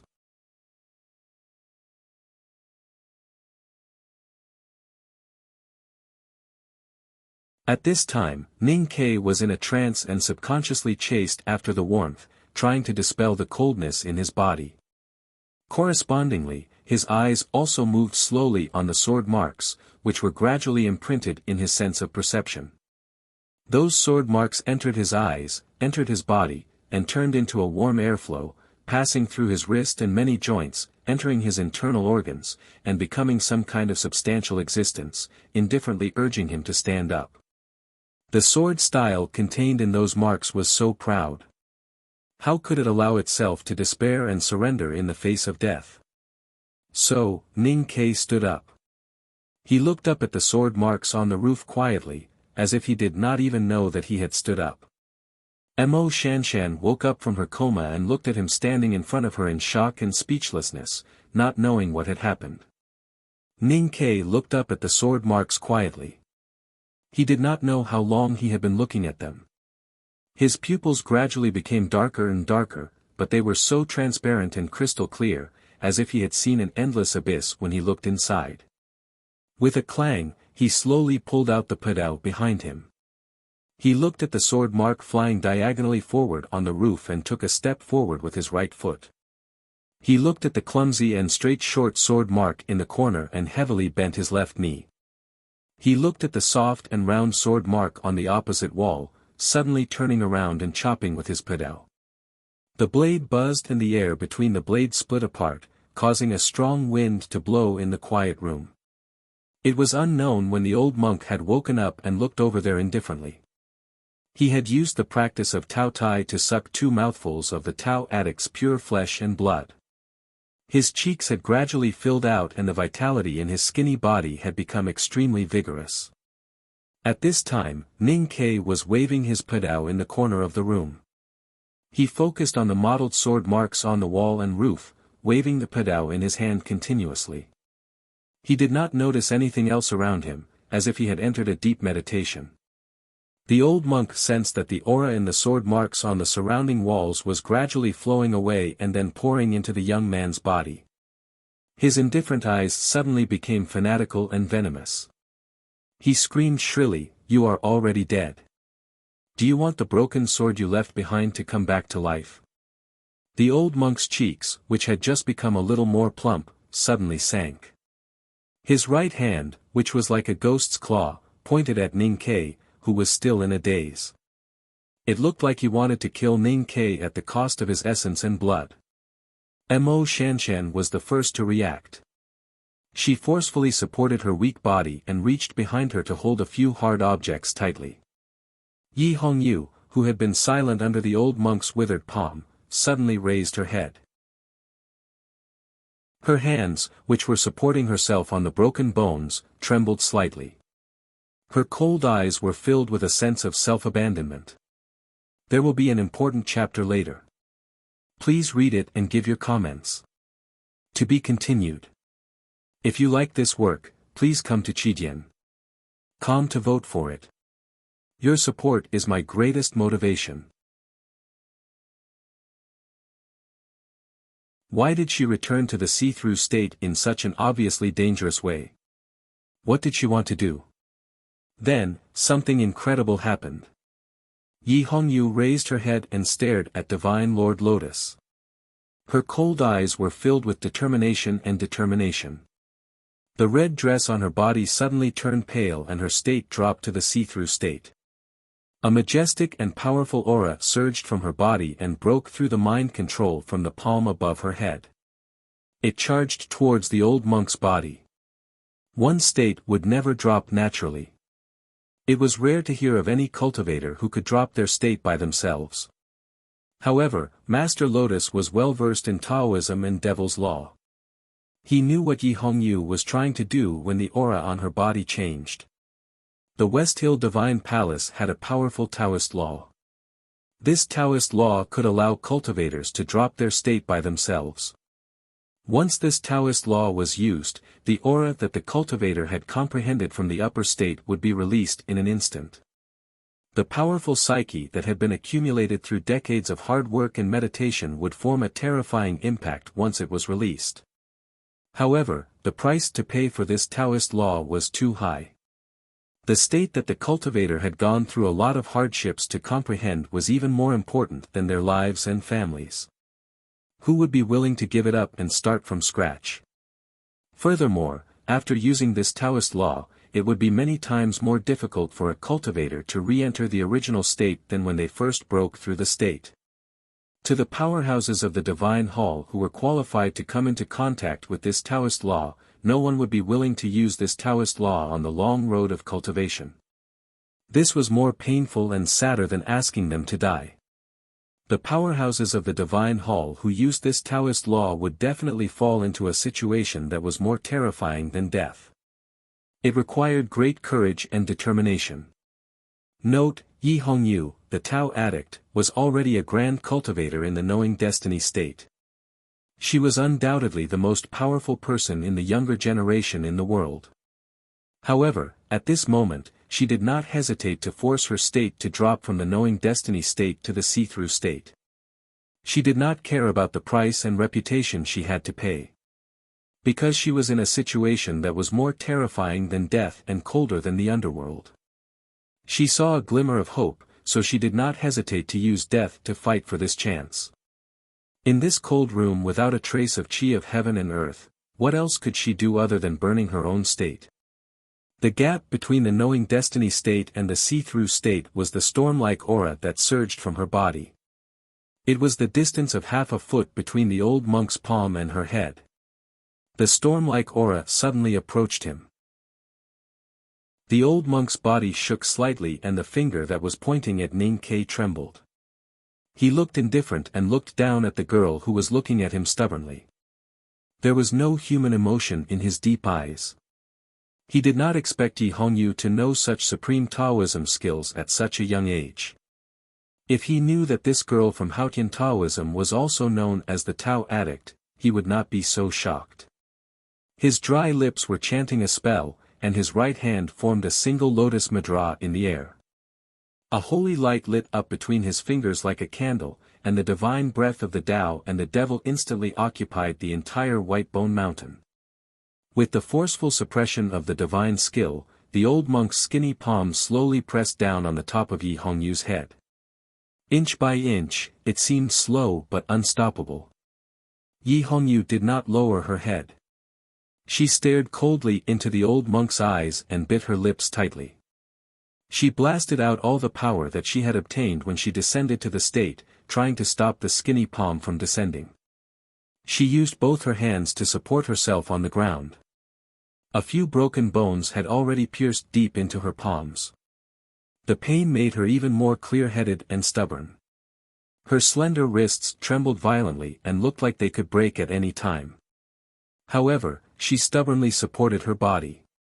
Her body was also trembling violently as if she could collapse at any time. However, she stubbornly refused to collapse. The two terrifying forces inside and outside of her body clashed and pressed against each other. Blood slowly seeped out from the tiny pores on her delicate face. Then, it condensed into tiny beads of blood and finally dripped onto her pale dress that had lost its original color. However, the skinny palm continued to descend mercilessly and slowly. Inch by inch, even though she had paid such a huge price and even burned up all her life energy, her state was too far away from the divine Lord Lotus and she still could not stop it. At the last moment, Yi Hongyu glanced at Ning Ke emotionlessly. At this moment, Ning Ke was still holding the padao and comparing it to the Haoran sword mark on the stone wall. Sometimes, he danced and sometimes, he hugged the padao and was deep in thought. His mind was elsewhere and he did not know what was happening. I have tried my best. If you still do not wake up, I have no other way. Yi Hongyu looked at Ning Quebec. Her eyes that were bloodshot and looked even more enchanting were filled with a strong sense of despair. She thought, you idiot. When are you going to wake up? Then, she closed her eyes. The skinny palm finally landed on top of her head. The old monk looked at the young girl under his palm with a solemn and complicated expression. His previously plump cheeks had already sunk in and the skinny man had returned to being a ghost. He snorted softly and channeled all the mental strength that he had accumulated for decades into her. A strong aura shot out from the edge of the skinny palm. The dancing black hair returned to Yi Hongyu's shoulders gently and quietly. She slowly fell to the ground and 2 streaks of red tears flowed from the corner of her eyes. However, she still looked at the old monk's face coldly and stubbornly. The old monk's face was slightly pale and his body swayed slightly. In order to completely subdue Yi Hongyu who had burned up her life energy, it was obvious that he had paid a huge price. Things did not end there. What made the old monk feel slightly uneasy and vigilant was not the young girl under his palm, but Ning Ke who was wielding his knife and sword. That was because the sword he was wielding was the Haoran sword. He raised his skinny palm again and pointed at Ning Ke who was immersed in the sword style and unaware of what was happening around him. Even when Yi Hongyu had displayed such a terrifying Taoist law previously, Lotus still did not exhaust all of his power. That was because he had to reserve enough power to ensure that he could kill Ning Ke before he finished comprehending his swordsmanship. He had to kill Ning Ke with absolute certainty. He could not leave behind any hidden dangers or possibilities. That was why he did not casually glance at Ning Ke this time. Instead, he looked solemn and focused as he pierced his finger through the air. Where his finger pointed, the strong mental strength condensed into something that seemed to be real. It pierced through the silent space and the cold air and pierced straight at Ning Kei's back. At this moment, Ning Kei was holding onto his padao and staring blankly at the sword mark on the stone wall in front of him. His state of mind was empty and dull. He was like an ignorant child watching ants moving house and did not know that there was a stone flying behind him. The Tao addict, Yi Hongyu, had already fallen into a pool of blood. She had lost all her strength and was completely defenseless at this moment. In the face of Master Lotus's vicious and serious finger, it seemed that nothing could save her life. At this moment, a white bone flew up and stopped in front of Master Lotus's mental strength. Even if it was the hard remains of the powerhouses of the Devil's Doctrine, it should not be able to withstand Master Lotus' boundless and strong mental strength. That was because how could a tangible object resist an intangible mental strength? However, the dim light in the silent room suddenly bent at that moment. The phosphorescence in the sword mark on the walls and ceiling seemed to be disturbed by an invisible force and floated up at the same time. Although the mental strength was intangible, it still had a sense. At this moment, even the light was disturbed and forced to bend, let alone the mental strength. With a swish, Master Lotus's finger pierced through the air. Ning Kei was still standing blankly with his knife. Two white eyebrows slowly floated up and the old monk looked at the corner of the room in surprise. That was a forgotten corner. There was a forgotten young girl in the corner. From the beginning until now, this young girl had not displayed any amazing state or abilities. She was extremely weak, so Master Lotus did not pay enough attention to her and even forgot her in the corner. But she was Mo Shanshan. Mo Shanshan of Mogan Mountain. She was the calligraphy addict who was as famous as the Tao addict. Therefore, no matter how weak she was, as long as she could still move, she could do things that ordinary people could not do. The old monk looked at Mo Shanshan indifferently and ignored her. He directly pierced through the air towards Ning Quebec. Mo Shanshan lowered her head and sat cross-legged on the ground. She was so weak that she could collapse at any time.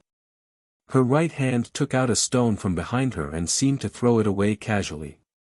However, it blocked the power of the finger. The old monk frowned slightly and raised his skinny little finger. The psyche power between his fingers pierced through her heart. Mo Shanshan's fingers moved slightly and a handful of scattered white bone pieces flew in front of her. Then, she lowered her head and coughed painfully. Blood soaked the front of her cotton robe. After calculating the front gate hidden tactical array by the lake for a few days and helping Ning Kei to break the remnants of the Devil's Doctrine's front gate tactical array, the young talisman master's psyche power was on the verge of drying up. Previously, her sense of perception had been severely injured by Master Lotus. But now, she supported herself strongly and used everything around her to set up an array in an attempt to stop Master Lotus. Those white bone pieces were not talismans, but arrays. Most of the arrays in the world were talismans that could change shape. They needed to sense heaven and earth and mobilize the aura of nature. At this moment, because of the suppression of the confinement tactical array, no chi of heaven and earth could be sensed in the dark room.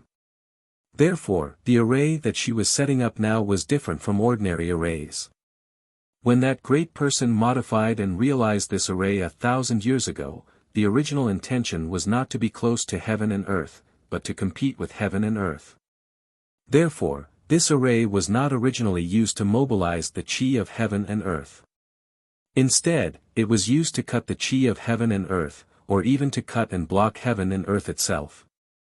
At this moment, there was no chi of heaven and earth in the room, so this array could not cut and block the chi of heaven and earth.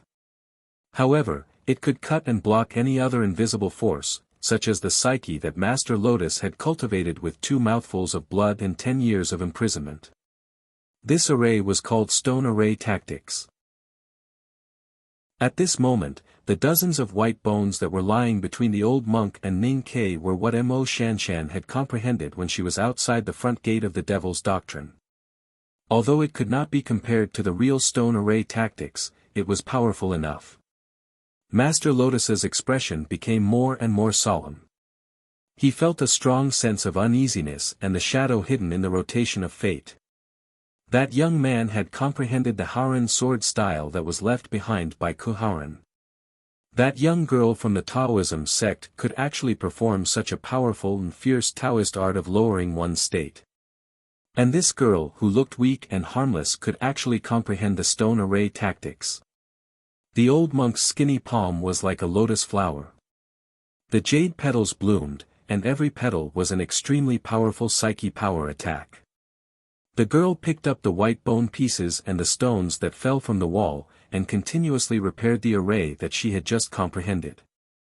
Ning Ke was in the simple array that was formed by the white bones and stones. He held his knife and meditated. In the serene hall, the sound of something breaking through the air could be heard. The old monk was expressionless, and his eyes were as deep as the netherworld. Fresh blood flowed down from Mo Shanshan's thin lips like a stream, soaking the thick white cotton jacket on her body. Her long and sparse eyelashes trembled slightly on her pale face, as if she could close her eyes at any time. In the pool of blood and scattered bones, Yi Hongyu stared at the old monk's old face. Her eyes were burning with excitement, and her seductive face that was dripping with blood looked weak and crazy. She laughed weirdly and said, "Old monster, continue sucking. Before my blood is sucked dry by you, I want to see who is faster, you or him. I want to see who will survive." Note, about lowering one's state, it can be roughly understood using electronic transition. This is today's first chapter. To be continued. If you like this work, you are welcome to come to Chidian.com and vote for me. Your support is my greatest motivation. Chapter 282. Master Lotus looked at her indifferently and suddenly smiled. He lowered his head gently and sucked the blood off her delicate cheeks as if he was sucking the dew off a lotus. Then, he bit off another piece of her flesh. Yi Hongyu's eyes were filled with pain, but she laughed crazily. "You are afraid." Master Lotus ignored her and chewed the third mouthful of blood calmly. He tried to recover his spirit and vitality in the shortest time possible, at least before Ning Ke woke up. In the world decades ago, he was the most terrifying and powerful figure. Today, facing him, three of the most outstanding people of the younger generation in the world had exploded at the same time. They had finally found a glimmer of hope in the midst of despair. They had fought for a chance of survival in the face of death. The strong confidence and perseverance contained in this dangerous process made even Master Lotus, who had seen countless earth-shattering events in his life, palpitate. He had to show his respect by being serious. The key point of the current situation was that when the calligraphy addict risked the collapse of her sense of perception to forcefully build the stone array formation to block Master Lotus's psyche power attack, would Master Lotus use the practice of Tao Tai to recover his strength first, or would Ning Ke first comprehend the Haoran sword style and wake up from the muddled state? Ning Ke did not know that the situation was so dangerous. He did not know what kind of sacrifice and effort the calligraphy addict and Tao addict had made in order to prevent Lotus from interrupting his inexplicable state of cultivation.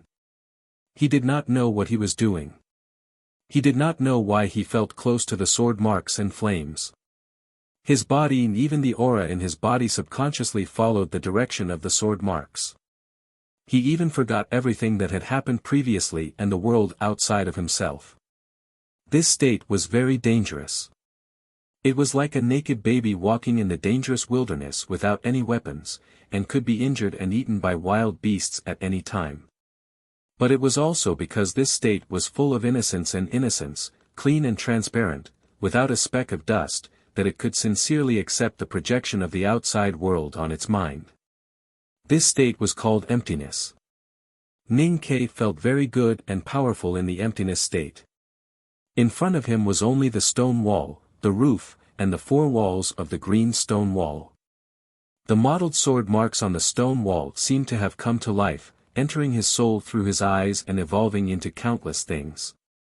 Like the stars moving in the night sky, like the stream jumping in the valley, like the clouds floating in the blue sky, like the mountain standing proudly in the world, like a traveler walking happily on the road.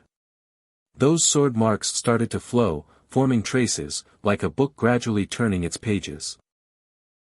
On each page, there were clear diagrams. Those diagrams seemed to be some kind of magical footwork, some kind of powerful sword technique, and some kind of magical cultivation technique. But at the same time, they were nothing, just some kind of meaning, some kind of attitude. He followed the sword mark in his eyes and began to imitate walking. He began to wield the knife like a sword, began to think silently, and began to savor it with a smile. His steps became smoother and smoother, and the pedal he held became more and more fluid. Vaguely, he comprehended something on a deeper level. The sword marks that youngest martial uncle left on the blue stone wall were actually just to express some kind of emotion. His steps became smoother and smoother, and his saber swings became smoother and smoother. In the end, he felt carefree. If a traveler wanted to see more of the world and forget the fatigue and pain of the journey, he should dance and sing as he walked.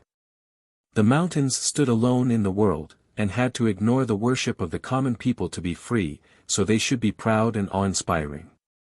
The clouds stopped or floated in the blue sky because they were following the direction of the wind.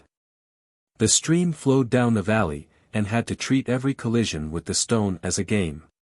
It rushed down briskly with the attraction of the earth, creating countless beautiful splashes.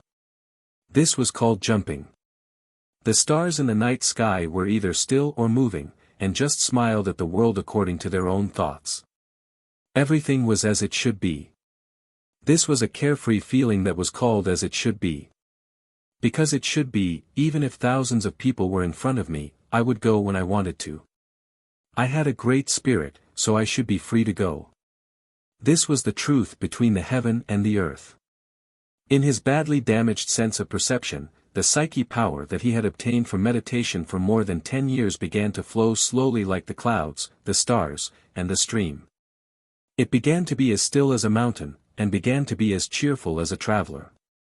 The sword style contained in the mottled sword marks on the stone wall floated along with the faint phosphorescence and gradually penetrated into his body. As his mind was enlightened, the sword style sped up and then began to flow with the psyche power, stopping and jumping. He did not know what kind of existence these sword styles were. After entering his body, they turned into a warm flow and repaired his sense of perception in a very short time. Then they continued to pierce his snow mountain and ocean of chi from between his eyebrows. The feeling of his sense of perception being repaired and moisturized was very good. Ning Ke stood in front of the stone wall with the knife in his hand, unaware of everything outside. But his eyebrows unconsciously stretched, and then suddenly tightened, feeling a very strong pain in his chest and abdomen. The sword style and the mottled sword marks raged in his body, as if it had turned into thousands of real small swords rampaging, cutting the meridians and viscera invisible to the naked eye until they were dripping with blood and poking thousands of holes. This was more terrifying than the Tao addict's tens of thousands of Taoist swords by the Daming Lake. Then the thousands of small swords flew to the snow mountain in his waist and abdomen, and began to hit it constantly. The sharp edges easily cut off the hard ice between the snow-capped peak, and countless snowflakes burst out. The speed of the sword style hitting the snow mountain was getting faster and faster, and in the blink of an eye, it had completed millions of cuts. The cutting of the swords and the ice gradually accumulated a terrible high temperature, and the snow mountain, which had been frozen for countless years, began to melt into water and converged upward into the ocean of chi. Thousands of small swords flew up again in his body or consciousness, and flew to the calm ocean of chi. Still like hitting the snow mountain, they began to silently and attentively cut hundreds of millions of times.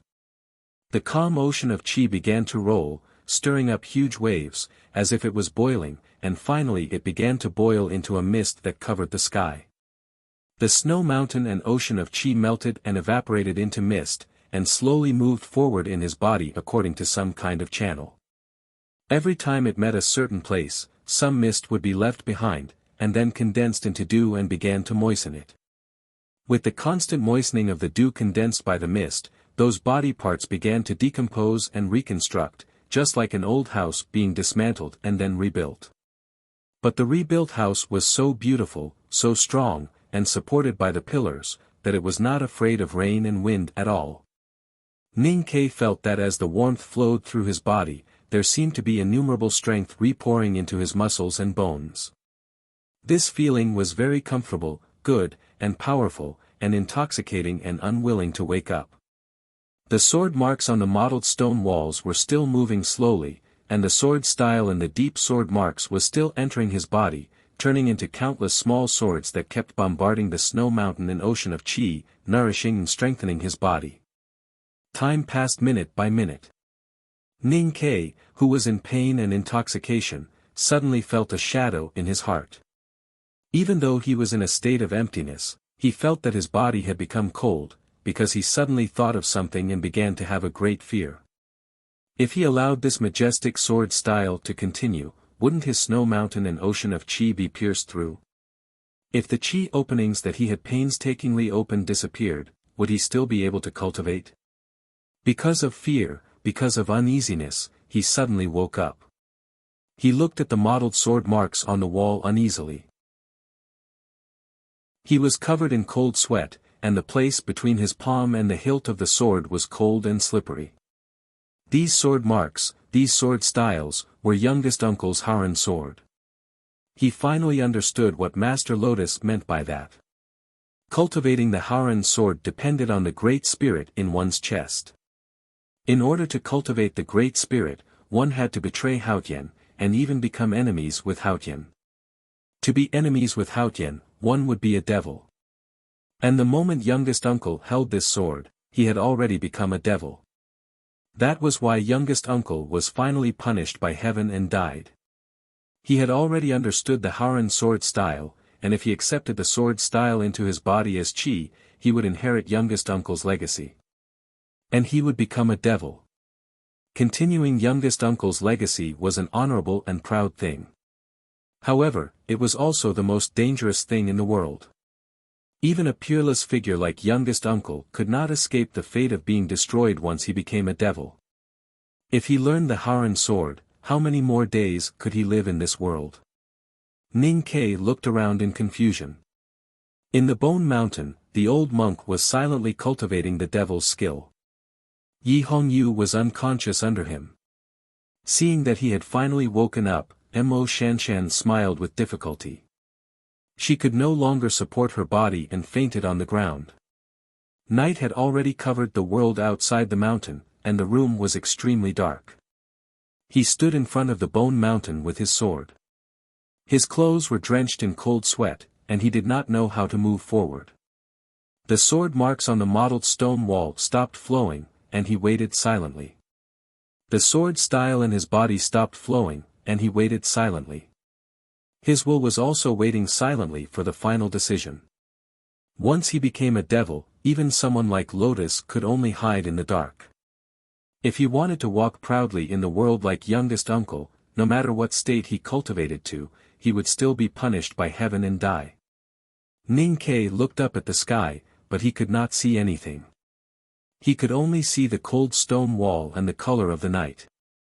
For a cultivator, this was the most difficult decision. Their reverence for Haotian would make them not dare to touch that dark world. Even cultivators who did not have the slightest reverence for Haotian would struggle due to the terrifying consideration of life and death. They would probably think hard for half their lives and still not come to a final conclusion. It seemed that he had been thinking and struggling for a lifetime. In fact, he had only thought for a short time when 30 green onions fell from his small palm onto the fried egg noodles. He wanted to live. He wanted to live with someone. That was the most important thing. Compared to him, Haotian was just a pile of shit. Shit.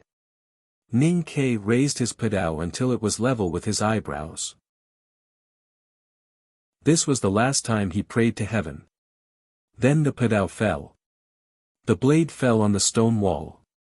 It fell on the sword marks left by youngest uncle. He turned his wrist and moved the blade.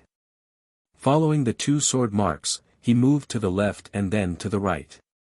Phosphorescence danced under the blade, like stars leaving the night sky. With this simple action, the sword style that had been waiting silently suddenly rose. Countless small swords condensed together and came down from the ocean of Qi, splitting the snow mountain. At this moment, Ning Kai knew that he had entered a new world. The psyche power in his sense of perception was still there, but it was no longer playing the zither to the heaven and earth. Instead, it created a beautiful new world in his body. There were trees, lakes, mountains and seas in that world, waiting for life to flourish here. There was an additional passage between the snow mountain and the ocean of Qi. It seemed that the passage had always existed, but it was blocked and could not be seen. At this moment, it finally showed its true appearance.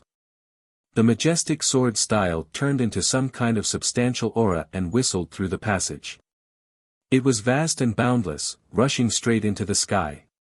It was so fast. It was the Great Spirit. A slight sound of airflow was heard. Dust and debris splashed out from Ning Kai's body. His eyes were crystal clear, and then they slowly became normal. The second chapter, there is still an ending to this big plot. But these are all the drafts. They will all be released today. I am happy and sad at the same time. To be continued. If you like this work, please come to Chidian.com to vote for me. Your support is my greatest motivation. Chapter 283.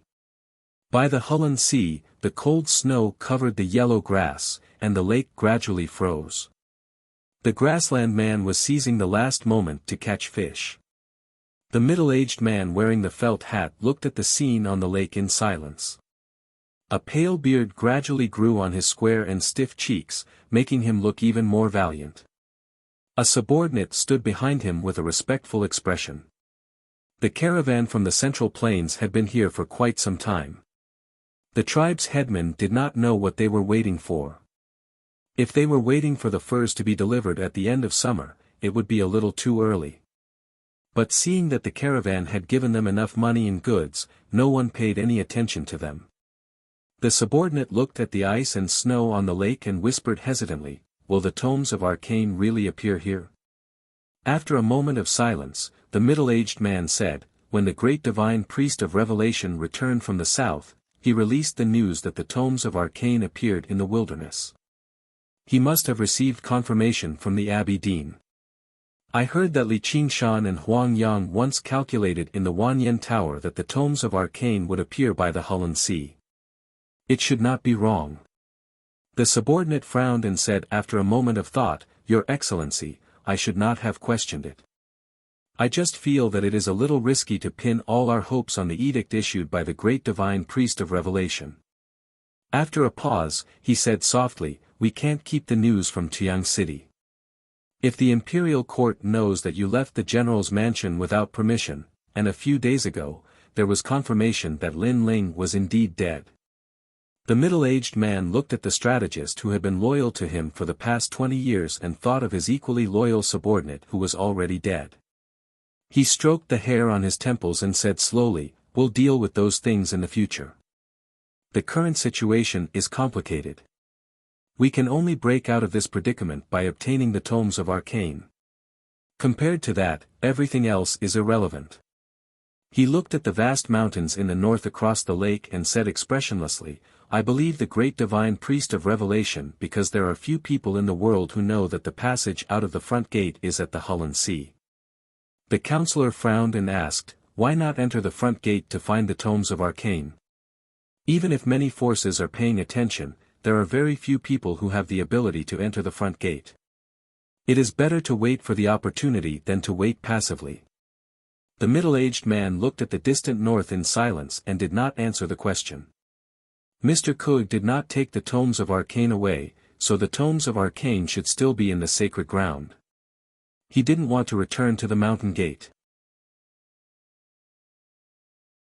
She had already passed by that place, but she did not find anything. She curiously asked, "Where did those guys go?"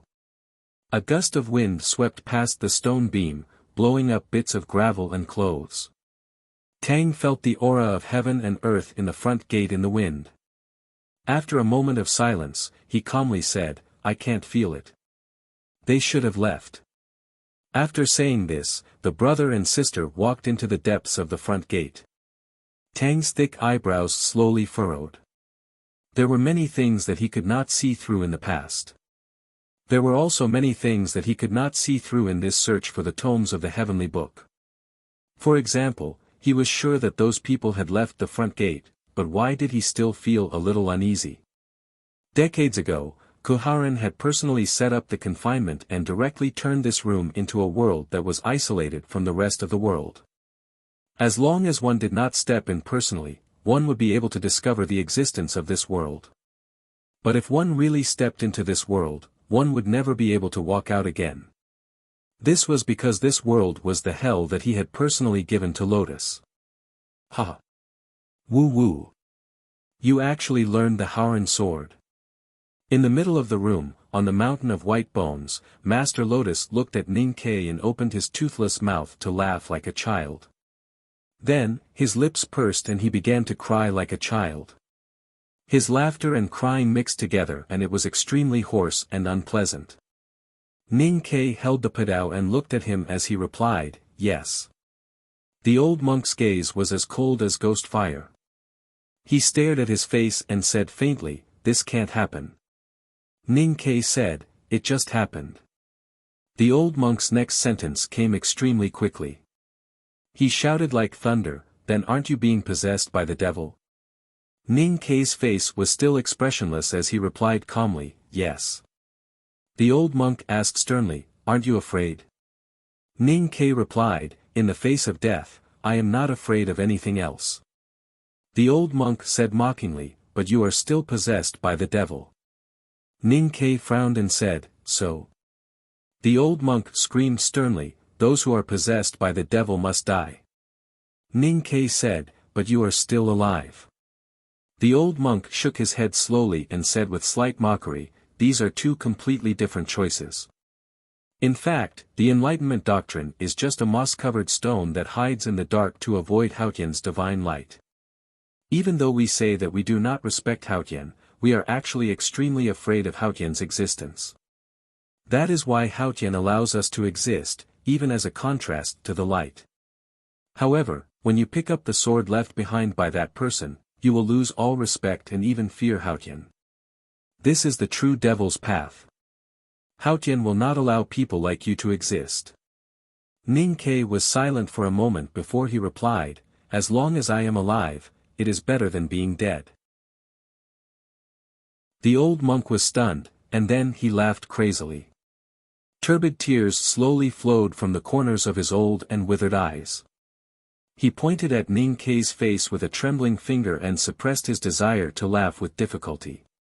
He panted and said viciously, "Madman Kud died after being possessed by the devil, and you are going to follow in his footsteps. I really don't know if the academy is a place cursed by God. You will all be destroyed by Haotian one by one. This is probably your fate." He stared into Ning Ke's eyes and panted as he said, "You have to be strong enough to walk on this path. The faster you become stronger, the faster you will die. Don't think that you can escape from this fate." The old monk asked faintly, "Has God ever spared anyone?" Ning Ke was silent. His hands slowly gripped the hilt of the knife tightly, as if he was prepared to slash at his fate. Then, his reply rang in the dark and silent room. If man wants to defeat God, why would God spare him? This calm and proud reply moved Master Lotus slightly. He looked at Ning Ke quietly and suddenly said, "The space in front of a cultivator is definitely his own world." Ning Ke had heard of this saying before, but he did not know why the old monk would say this now. The old monk looked at him and said slowly, "You have comprehended the Howran sword.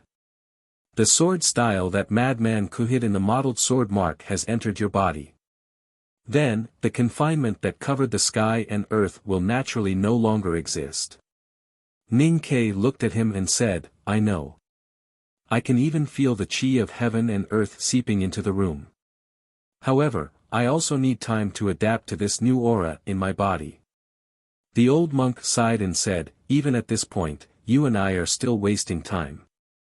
Ning Ke said calmly, time is fair to everyone. The old monk smiled and said, my time is up.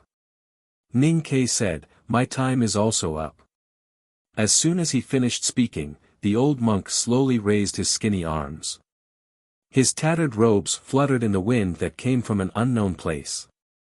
With this simple movement, countless auras of heaven and earth seeped into the room through the cracks in the stone walls. Then, they turned into wisps of wind that surrounded his body. Ning Ke had absorbed most of the Haoran sword style that Kuharan had left in the sword mark to transform his body and open up the snow mountain and ocean of Qi. Without the sword style, the sword mark only had the form and no spirit. Naturally, it could no longer support the confinement. Even though there were still remnants of the Haoran sword style in the stone walls, it could no longer stop the old monk from connecting with heaven and earth. At this moment, the great blockage formation outside the front gate of the Devil's Doctrine sensed the sudden fluctuation of the chi of heaven and earth. The mossy sword marks on the craggy stones suddenly glowed with a dazzling light. The snow-capped peak reflected the starlight under the night sky. As the chi of heaven and earth rapidly poured into the front gate, it drove the stagnant aura between the stones and even caused the starlight to flow. The fresh aura of heaven and earth that was full of vitality finally passed through the broken confinement and came to the hall that had not been here for decades. Then, it poured into the old monk's skinny body like a flood. The old monk's sunken eyes suddenly shone brightly and turned into a crystal. His skinny cheeks magically became plump at a speed visible to the naked eye. His two arms that were stretched out in the wind became smooth and firm. Just like what he said before, his time was up. So was Ning Ke's time. He had completely understood the Haoran sword chi that youngest uncle had passed to him. He could already control his transformed body and began to greedily and forcefully absorb the aura of heaven and earth that rushed into the room. Then, he turned it into his own power, absorbing the chi of heaven and earth into his body. This was the most obvious and most unacceptable feature of the Devil's Doctrine. After the fresh and inexhaustible aura of heaven and earth entered his body, it was branded by psyche power. Then, it passed through the passage between the snow mountain and the ocean of Qi and turned into a majestic power. It passed through the meridians to every part of his body. His arms, muscles, bones, fingertips, and even his hair began to tremble at a high frequency, as if they were jumping for joy because they were powerful. The sole of his foot landed. With a crisp sound, he crushed a white bone in front of him. The second time he landed, his foot had crushed a large pile of white bones. Ning Ke skimmed to the mountain of bones and came to the front of the old monk. He held the knife with both hands and stabbed it into the old monk's chest. The blade of the knife vibrated at a high speed due to the strong power coming from the hilt. It cut and shook the surrounding air, causing wisps of white turbulence. The cold talisman on the surface of the knife was activated, but it was even more terrifying than the speed of the knife itself. This was the fastest attack he had ever made in his life. It was as fast as lightning. This was the strongest attack he had ever made in his life. It was as fast as thunder. The electric knife that carried the Great Spirit did not allow for the blink of an eye or even the time to think before it violently reached the old monk's chest. The sharp tip of the knife pierced into the old monk's chest before he could react. At this moment, Master Lotus was absorbing the chi of heaven and earth non-stop. His cheeks were plump and his arms had recovered. His body was full of vitality like a newly bloomed lotus. However, he did not expect Ning Ke's first strike to be so overwhelming and unstoppable. At this moment, he had recovered about 10% of his state power from his peak. He was once Lotus 32, who had thousands of incarnations and looked down on the common people. Even if he had only recovered 10% of his power, he would not be killed by such a strike. His skinny ghostly hands had become plump again.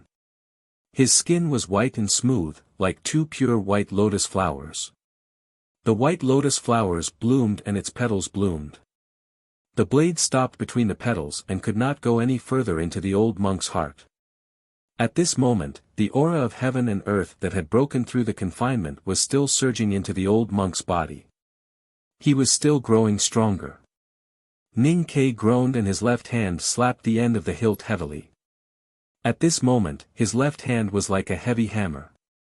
The padao went further into the old monk's chest. The tip of the blade started to ooze blood. The old monk looked at Ning Ke coldly. A terrifyingly strong psychic power pierced his sense of perception. With a puff, Ning Ke spat out a mouthful of blood. The blood dripped onto the hilt of the knife. His left hand landed on the hilt again. He endured the intense pain and his left hand turned into a hammer again, hitting the end of the hilt heavily. The blade went another inch deeper into the old monk's chest. To be continued. If you like this work, please come to Chidian.com to vote for me. Your support is my greatest motivation. Chapter 284. The old monk let out a shrill scream. His hands, which were like white lotuses holding onto the blade, started to tremble rapidly. A substantial force surged up along the blade and collided with the Haoran sword that Ning Ke had infused into the blade. There was a loud bang. Dust flew up in the dark devil's hall. The bone mountain collapsed and the broken bones and bone fragments were like garbage. They were blown around by the strong wind and hit the bluestone walls. The unconscious Mo Shanshan and Yi Hongyu were also pushed to the corner by the strong impact. The Qi of heaven and earth, which had not appeared for decades, continued to repair Master Lotus's broken body. It helped him to recover his state and strength at a terrifying speed. The first thing that became terrifyingly strong was his mental strength. The Qi of heaven and earth was also absorbed by Ning Ke at the same time. It was then converted into the primordial Qi in his body and finally turned into a powerful force that he had never experienced before. In the end, it was still a competition of time. It all depended on whether Ning Ke could become strong enough to kill his opponent before the old monk recovered. That was why Ning Ke did not use the talisman in the pouch or the primordial 13 arrows. This was because these techniques required the Qi of heaven and earth to reach a certain strength. It also required his psyche power to be completely unaffected by his opponent's mental strength. Under such circumstances, he could only trust the three padaos behind him. The three padaos that had killed countless enemies from Min Mountain to the city of Wei and from the city of Wei to the Spring Breeze Pavilion. However, it was a pity that absorbing the Qi of heaven and earth was a technique of the Devil's Doctrine. As a veteran of the Devil's Doctrine, Master Lotus was far more skilled in this technique and state than Ning Quebec. The difference in state between the two of them was too great. Time was not fair. Ning Ke could not kill his opponent with one strike. As time passed slowly and unstoppably, the situation became more and more disadvantageous for him. He could clearly feel that his body was stronger than before. However, the hand that was holding onto the hilt of the padao started to tremble weakly. He could barely hold onto the hilt anymore. This was because the power coming from the blade was almost stronger than his. He looked up and saw the cold eyes of the old monk. When their gazes met, it did not produce a destructive effect like when their auras met on the blade.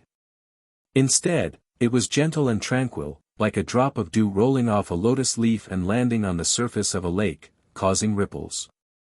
When the ripples spread, it was a new world. Master Lotus' pitiful voice came from the night sky. This is my world.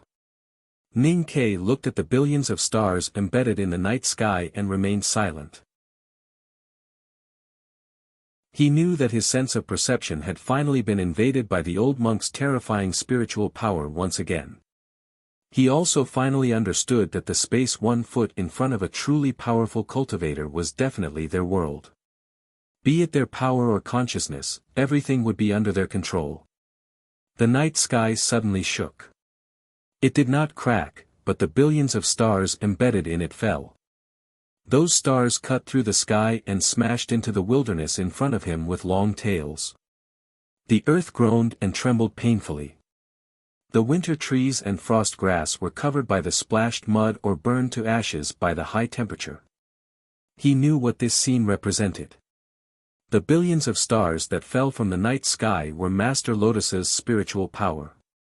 The moaning and groaning wasteland, grass, and trees were his sea of consciousness. When the wilderness and the grass and trees were turned into a purgatory by the falling stars and turned into scorched earth, his sea of consciousness would be broken and he would either die or become an ignorant cripple. Ning Ke stood in the wilderness and looked at the wildfire caused by the falling stars. He looked at the horrifying crater in the wilderness nearby. He did not brush off the black mud on his body, nor did he hide, because he did not know how to avoid it. He had just inherited youngest uncle's legacy and risked being punished by heaven. He saw that he could survive in the midst of death, but he ended up in such a hopeless situation and was about to die. Was this really fate? Was it really Haotian's curse? His heart was cold and he even felt true despair. However, in the depths of his despair, there was still a strong unwillingness and a strong desire to shatter all these stars. It was as if an existence in the unseen world had sensed his strong unwillingness and desire. An extremely faint shadow slowly spread over his head and covered his entire body.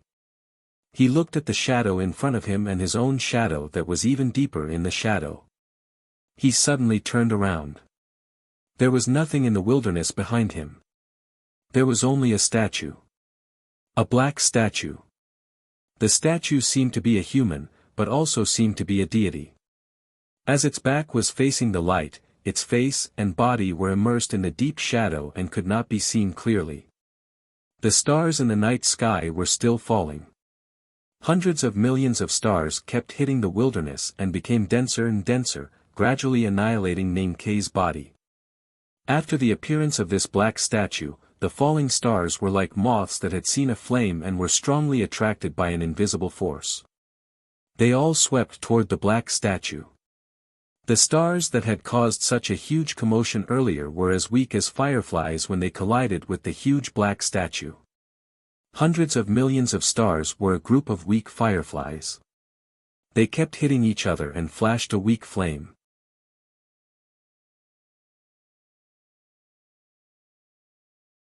Chapter 285. No matter how strong a cultivator was, if his heart was pierced, he should be dead, right? Ning Ke was still extremely vigilant. This was because the old monk's state and strength had exceeded all his battle experience. He did not know what kind of survival ability the other party, who had already surpassed the 5 states, had. That was why he did not pull out his knife. Instead, he stared at the old monk's eyes that were inches away from him, looking at the life in the deepest part of his old eyes. With a forceful twist of his wrist, the cold blade directly shattered the old monk's heart into pieces. The old monk's body suddenly convulsed. He clutched his chest in pain, but did not die immediately. Ning Ke frowned and prepared to pull out his padao to chop off the person's head. The old monk stared at Ning Ke's waist and suddenly laughed maniacally. His laughter was maniacal, but his laughter was very weak. In the end, it turned into a sobbing sound. He panted and said, "I see. Is this fate?" This old peerless powerhouse finally understood something from Ning Ke at the moment of his death. He murmured, "I was born a devil. I will die a devil. I thought I could jump out of the 3 realms. But I did not expect that when I finally die, I will know that my life will always be in this mountain." Ning Ke did not care about what the old monk was saying. He was not an artistic youth and did not have the hobby of listening to the last words of a strong enemy. He only wanted to kill the other party completely and end this nightmarish encounter. However, when he wanted to pull out his padao, he realized that the old monk's body seemed to have turned into a swamp. The sharp and smooth blade was tightly stuck in his chest. Fortunately, there was no powerful force coming from the blade. His sense of perception did not suffer another mental attack. Since he could not pull out his knife, he would go deeper. Ning Ke grunted and exerted force again. The padao in his hands directly pierced through the old monk's body. The Haoren sword chi in his chest and abdomen flowed along the blade without hesitation. Shaken by the sword style, the old monk spat out a mouthful of blood. After being imprisoned here for decades, he could only drink water from the cracks of the bluestone rocks and eat white skeletal corpses. Although the old monk was a person who was able to abstain from eating, he was still tortured to the point that he did not look human. Perhaps because of the lack of water, the blood he spat out was black and extremely viscous. It was like the oil at the bottom of a stove that was used to seeing smoke and fire. The old monk slowly sat up straight, ignoring the Haoren sword style that was destroying all the vitality in his internal organs. He looked at Ning Ke's face in front of him and slowly spread his hands on his knees, forming the famous lotus mudra. Previously he was cut by the blade, and now he only had 4 fingers left on both of his hands. The white bones between the broken fingers were oozing with blood, looking extremely terrifying. However, as soon as the incomplete lotus seal appeared, a clear aura immediately enveloped his body. The gentle and compassionate feeling gradually spread out among the broken bones on the ground. In the west, there was a lotus that fell into the world. It had 32 petals, and each petal was different. Each petal was a world. Now, there were only 4 petals left. They belonged to the same world, yet it was peaceful because of this. Since it could not jump out of the 3 realms, and since it was only in this mountain, then why did it have to create countless illusory worlds? If it wanted to surpass the 3 realms, why did it have to let the petals go with the wind? It would be more beautiful if it bloomed quietly in the mountain. Master Lotus quietly looked at Ning Ke's eyes. Then Ning Ke heard his voice. He was not controlled by Master Lotus's psyche power and was not forced to enter the world that was 1 foot in front of him. Instead, it was when 2 people's souls met in the psyche realm and they could feel each other's consciousness, or rather, their thoughts. The moment they met, Ning Ke could clearly tell that Master Lotus's heart was very calm. It was not joy, but a kind of enlightenment after a thorough understanding. This feeling even seemed to be a little intimate. Master Lotus's eyes were as warm as a spring lake as he quietly looked at Ning Quebec. What is it that I am pursuing? What is it that people of our generation are pursuing? Under the heavenly way, can there be a new world that is different from the past? I don't know, and I also don't know if Kuharan knew in the end. He looked at the mottled sword marks on the bluestone wall, and a trace of a smile appeared on his pale old face. In the end, you still won. Your successor won. But can he obtain the final victory? The devil's doctrine was destroyed because of you and me. Will it be revived in his hands? My revenge against you will probably start like this, but I don't know how it will end. Or should this be the beginning of my revenge against Haotian? Then, Master Lotus retracted his gaze and continued to look at Ning Ke's eyes. Ning Ke's mind buzzed. He felt that many things were transmitted from the old monk's crystal clear and calm gaze. Those things were not specific cultivation knowledge, nor were they images. They were just some vague feelings. You have already joined the devil. If you want to cultivate the devil's doctrine, you must first cultivate Buddhism. Then, please walk bravely into the darkness. Although you do not have much chance of success and might die the moment you start on your journey, I still wish you well, and curse you. Master Lotus looked at him quietly as he said his last words in this world. He slowly closed his eyes and spread his hands on his knees, like a white lotus withering. Ning Ke held the hilt of his knife tightly and looked in front of him in confusion. There seemed to be a slight sound as the wind blew past. The old monk's body that was hanging on the blade suddenly cracked like a weathered sand sculpture. It fell onto the messy bones on the ground and made a rustling sound. Ashes to ashes, dust to dust, bones to bones. The young master of the Song Kingdom, Lian Sheng, came to this world with water lilies. When he was still an innocent baby, he had already joined the devil's doctrine.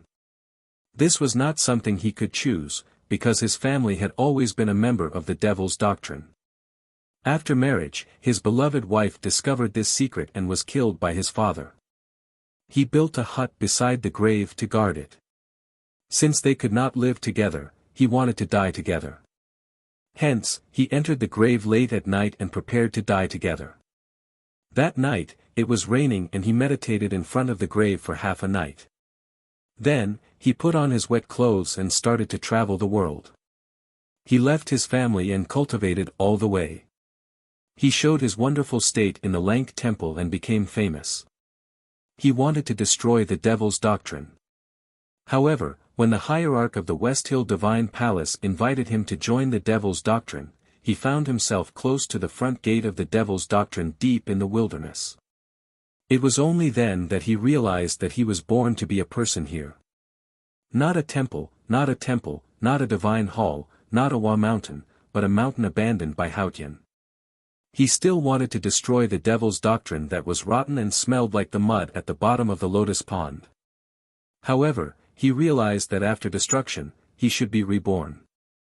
Hence, he wanted to create a new devil's doctrine and then create a new world. He had extraordinary talent and cultivated in Taoism, Buddhism and the devil's doctrine. He wanted to use the devil to cover the sky and Taoism to obey the heaven. Finally, he used Buddhism to reach the Nirvana realm and jump out of the three realms. Only then could he erase the ruthless heaven's way of the old world and find something that he wanted to find through time. For this, he did not hesitate to do evil. Gradually, he did not know what evil was. He did many earth-shattering things and made a name for himself. He killed thousands of people. Then, he met a man named Kuharan. At that time, he had already arranged everything. He only needed to hide on the black jade throne in the Peach Mountain Divine Hall and wait patiently. He waited for Kuharan and the headmaster of the academy to die. Then, he would start to change the world. However, one day, he saw a woman beside Kuharan. The woman had a pure and charming smile on her face. She looked very much like his former wife. He smiled warmly like a friend and started ahead of time. He did not succeed. He was imprisoned in the netherworld for decades. He waited for hope in desperation. Then, the moment he saw hope, he died. Only when he saw death did he realize that he did not care about anything. Only then did he realize that he had been waiting for death. That rainy night, he did not have the courage to dig up the tomb. From then on, the world was a lonely tomb to him. He was a gravedigger who had gone mad. He was a person who had died long ago in the tomb. Ning Ke stood on the spot with a dazed expression. The padao in his hand slowly fell. Master Lotus died just like that. However, the fragments of consciousness that had been transmitted to his mind previously still existed. Those feelings were complicated and even chaotic, just like Master Lotus. The last sword style and the mottled sword marks on the blue stone wall was still flowing into his body. Together with the aura of heaven and earth, it slowly changed his body. His tattered cotton-padded jacket revealed the gray-white cotton and trembled slightly. Ning Ke wiped the blood from the corner of his mouth. He supported himself with his padao and walked to the corner of the wall with difficulty. After confirming that Mo Shanshan and Yi Hongyu were only unconscious and not dead, he finally felt relieved. According to his original way of doing things, he would definitely take the opportunity when the Tao addict was unconscious to kill her directly. However, looking at the horrible bite marks on her body, he did not know why he did not do it. Ning Ke sat against the wall and looked down at his chest. He began to cough violently. He felt the changes in his body and the consciousness that the old monk had passed to him. Fear and uneasiness gradually occupied his heart. If these things were known by others, what would the headmaster of academy in the academy do? Once he lost his biggest support, how could he survive in the world that was filled with Hautian's divine light? His body was on the verge of collapse due to the continuous heavy injuries. At this moment, he finally relaxed. The fear brought by his rationality and the intense pain from his injury struck him, making him anxious and unable to calm down. He did not even have time to think about how to leave the front gate of the devil's doctrine. He frowned in pain and did not know how to face the future of his life. With a stomach full of doubts and fear, Ning Ke leaned against the wall and fainted. The Haoran sword style on the mottled stone wall floated down and indifferently surrounded his unconscious body. The speed at which the aura of heaven and earth poured into him became extremely slow, but it continued. It seemed that as long as he was alive, it would continue like this forever. He joined the devil in the depths of the mountain that was abandoned by Haotian. At this moment, in the far north of the wilderness, the hot sea gradually froze and entered a long night.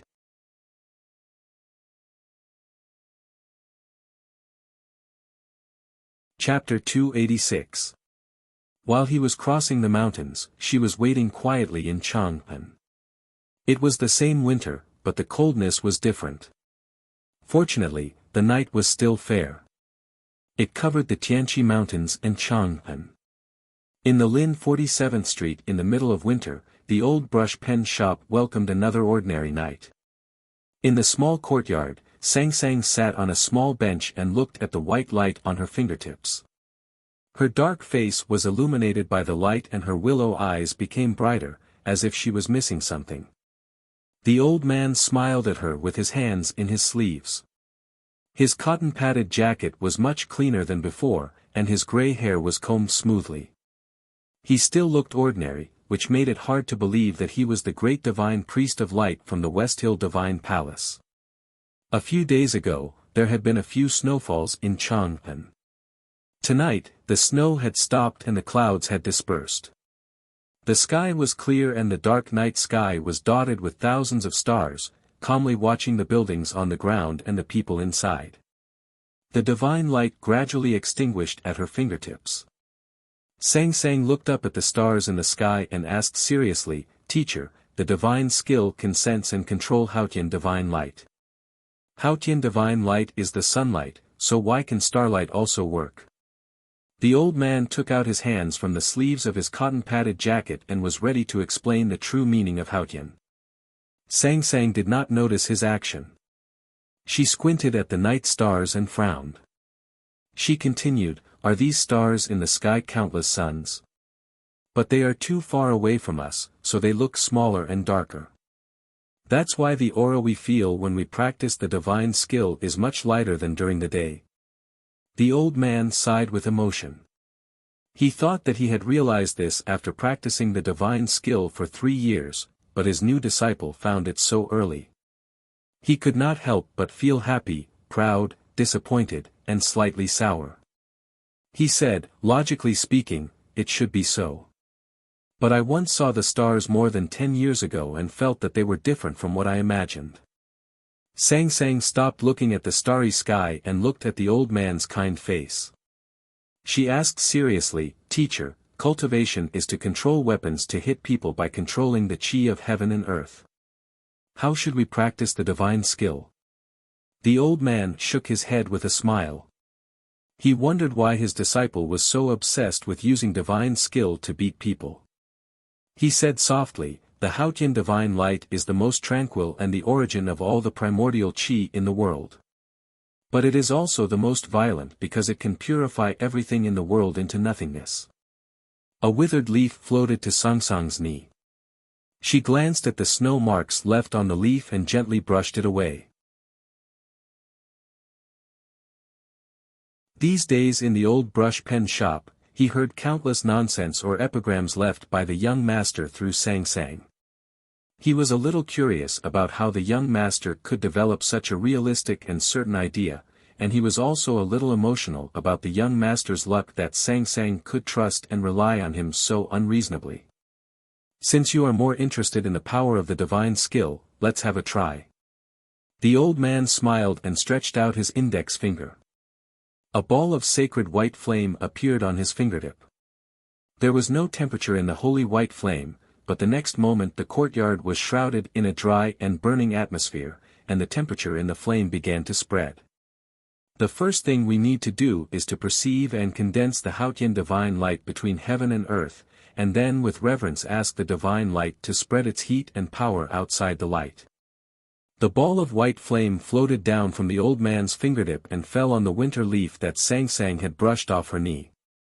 With a soft sound, the residual snow on the winter leaf and the leaf itself disappeared instantly, not even a trace of smoke was left. Looking at this scene, Sang Sang lowered her head and thought quietly for a moment. Then, she raised her head and imitated the old man. She stretched out her index finger, and a round and lovely flame appeared on her fingertip. The flame contained a terrifying heat. The old man looked at the flame on her fingertip. Although he had felt too much shock from this little female disciple these days, his old eyes still couldn't suppress the expression of amazement and joy. She could condense Haotian divine light with one look and use Haotian divine light with another look. The old man was praised as the most outstanding great divine priest of light after the legendary figure 1,000 years ago. He was the person closest to Haotian in the world. However, he was very clear that he could not do this, and neither could the person 1,000 years ago. Sang Sang looked at the flame on her fingertip and hesitated. It seemed that she did not know how to deal with it. She looked at the kitchen, at the firewood under the stove and the pot of water on the stove. She thought that she had prepared to boil water. Suddenly, her willowy eyes brightened. She gently flicked the flame on her fingertip into the eye of the stove. The round flame floated into the stove and gently landed on the dry wood. With a light sizzling sound, the dry wood was instantly ignited and began to burn fiercely. In just a moment, the water in the pot began to emit wisps of steam. The flame that floated into the eye of the stove did not burn the firewood into smoke, which showed that the divine light condensed by Sang Sang was far from that of a real powerhouse of divine path in terms of purity and power. However, there was no frustration on her face.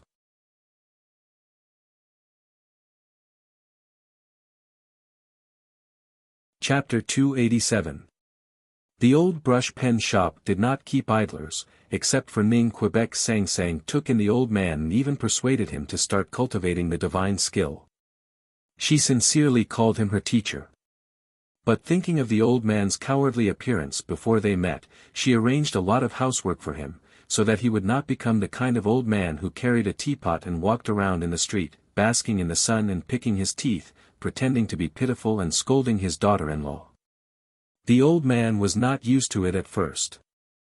Since he left the small Taoist temple in the kingdom of Song decades ago, he had never done such chores as washing dishes and wiping tables. Whether he was sitting on the throne or being imprisoned in the secluded prison behind the Peach Mountain, there were countless people serving him. As the great god above the clouds, when had his hands ever been stained with water? But now he had to learn these things, because it was Sang Sang's request. He was Sang Sang's teacher, and he also thought that a successor should learn to respect his teacher.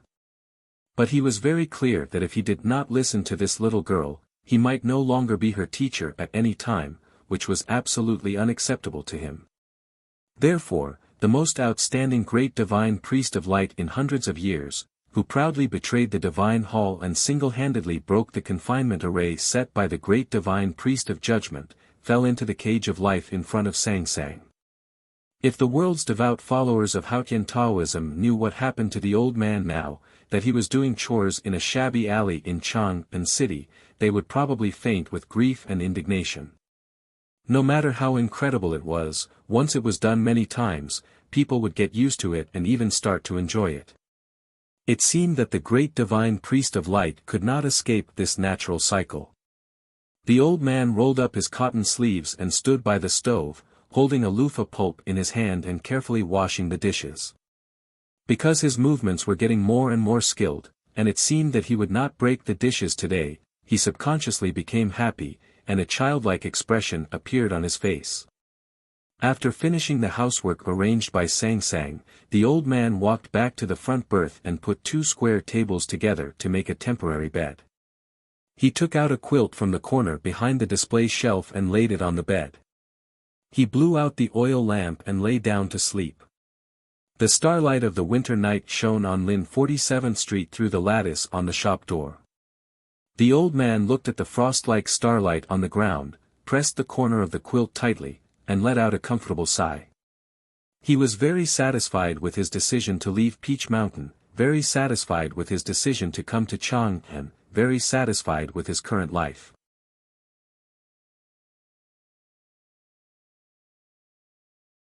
Although the intelligence said that the hierarch lord and 3 great divine priests were still in Peach Mountain, who knew whether people from the abbey would go there or not? Facing such a situation, the Tang Empire could only defeat the Divine Hall and get the Tomes of Arcane if they launched an all-out attack. However, it was obvious that the imperial court would not do this. The academy was the right way to go. However, Li Qingshan also did not understand why the academy would put all their hopes on Ning Quebec. After all, that guy's state was really terrible. Li Qingshan did not spend too much time and energy on this matter. He began to read other files sent by the Imperial Center Administration. Now he was completely focused on searching for the traces of the great divine priest of light. The headmaster of academy was traveling far away, but there was such a powerful and terrible great divine priest lurking in Chang'an City. Both His Majesty and himself would feel very uneasy. The ambush in the late general's mansion ended in failure. Although the empire did not suffer any loss, the South School of Haotian Taoism and the military had been conspiring for a long time, but they got nothing. It could be called a fiasco. In that battle, Li Qingshan did not fight with the great divine priest of light face to face. But he knew that he lost, and the way he lost made him feel very humiliated. If he knew that the great divine priest was washing dishes at this time, would he feel better? Where on earth are you hiding? Stepping on the ebony floor, the nation master slowly walked out of the hall. He stood by the railing and watched the withered flowers and snow for a long time. Then he flicked his sleeves and left the southern gate temple. His eldest disciple, He Mingqi, hurried to follow him. He glanced at the clear sky and thought that it probably would not snow today, but he still clamped the yellow paper umbrella under his armpit. On the top floor of Wanyan Tower Temple, Monk Huang Yang was transcribing Buddhist scriptures when he heard the sound behind him. He looked back and saw Li Qingshan's slightly haggard face. He sighed in his heart and stood up to greet him. He looked at his tired face and said, according to the great divine priest of revelation, the Heming hand scroll should be resurrected in the wilderness and can't get away from the location of the front gate of the devil's doctrine. But a few days ago you calculated it, and the location indicated on the map by the cinnabar pen was the Hulun Sea. There is still some distance between the two places. It was quiet at the top of the pagoda. Huang Yang did not have the habit of ordering the little monk around, so the conversation between the two could not be heard by others. Li Qingshan shook his head and said, after all, the Tomes of Arcane is a sacred relic of Haotian Taoism. The imperial court really has no reason to take action. Our South School is in an even more awkward position. Dozens of chess pieces jumped and spun on the chessboard. Then, they calmed down and stopped moving. Li Qingshan had casually pulled out these chess pieces from the box, but it was very strange. There was only a single white piece, while the rest were all black. The black, matte stone chess pieces piled up silently on the left side of the chessboard, surrounding the white piece in the center. Li Qingshan looked at the chessboard in silence for a long time. Then he said, he is still in Chang'an, not far from us. Chang'an City seemed to have been stimulated by something this winter and became as moody as summer. It had been sunny last night and this morning, but after a while, the sky was covered by gray clouds and snowflakes were falling. He Mingqi looked up at the sky and heard the footsteps in the tower behind him. He quickly took out the yellow paper umbrella from under his armpit and opened it. Looking at the nation master's cheeks, which were even more haggard than before, he could not help but feel nervous. Returning from Wanyan Tower to Nanmengui, He Mingqi went straight to the kitchen and personally watched the handyman brew the medicine. As the eldest disciple of the Tang Nation master, he did not have a very good aptitude for cultivation. He knew that he could not persuade his teacher not to waste his mind and even his lifespan to perform divination, so he could only do what he could. He held the boiling medicine bowl and slowly walked into the quiet Taoist temple. Li Qingshan sat by the window and looked at the flying snow outside. He did not look back when he heard the footsteps. He waved his hand to let him put down the medicine bowl. He Ming-Chi did not put down the medicine bowl. Instead, he knelt beside him and raised the medicine bowl with both hands, silently and stubbornly asking his teacher to take the medicine first. Li Qingshan sighed helplessly. He took the medicine bowl and drank it slowly. Then he sighed and said, "You are so silent and stubborn. Even if you are in charge of the Imperial Center administration, you are not suitable. If I die in the future, what will you do?" Beautiful Monday morning, please vote for Jiang Ye's youngest and freshest recommendation, Dear Big Guy. To be continued. If you like this work, please come to Chidian.com to vote for me. Your support is my greatest motivation. You're tuning into the Han Li's Wuxia Chronicles YouTube channel. We're so grateful for your support, and don't forget to subscribe to join us on this incredible journey through captivating stories. Your generosity through donations truly makes a world of difference, as it's the primary source of revenue that allows me to expand and enhance this channel for you. Thank you from the bottom of my heart for being a part of this adventure.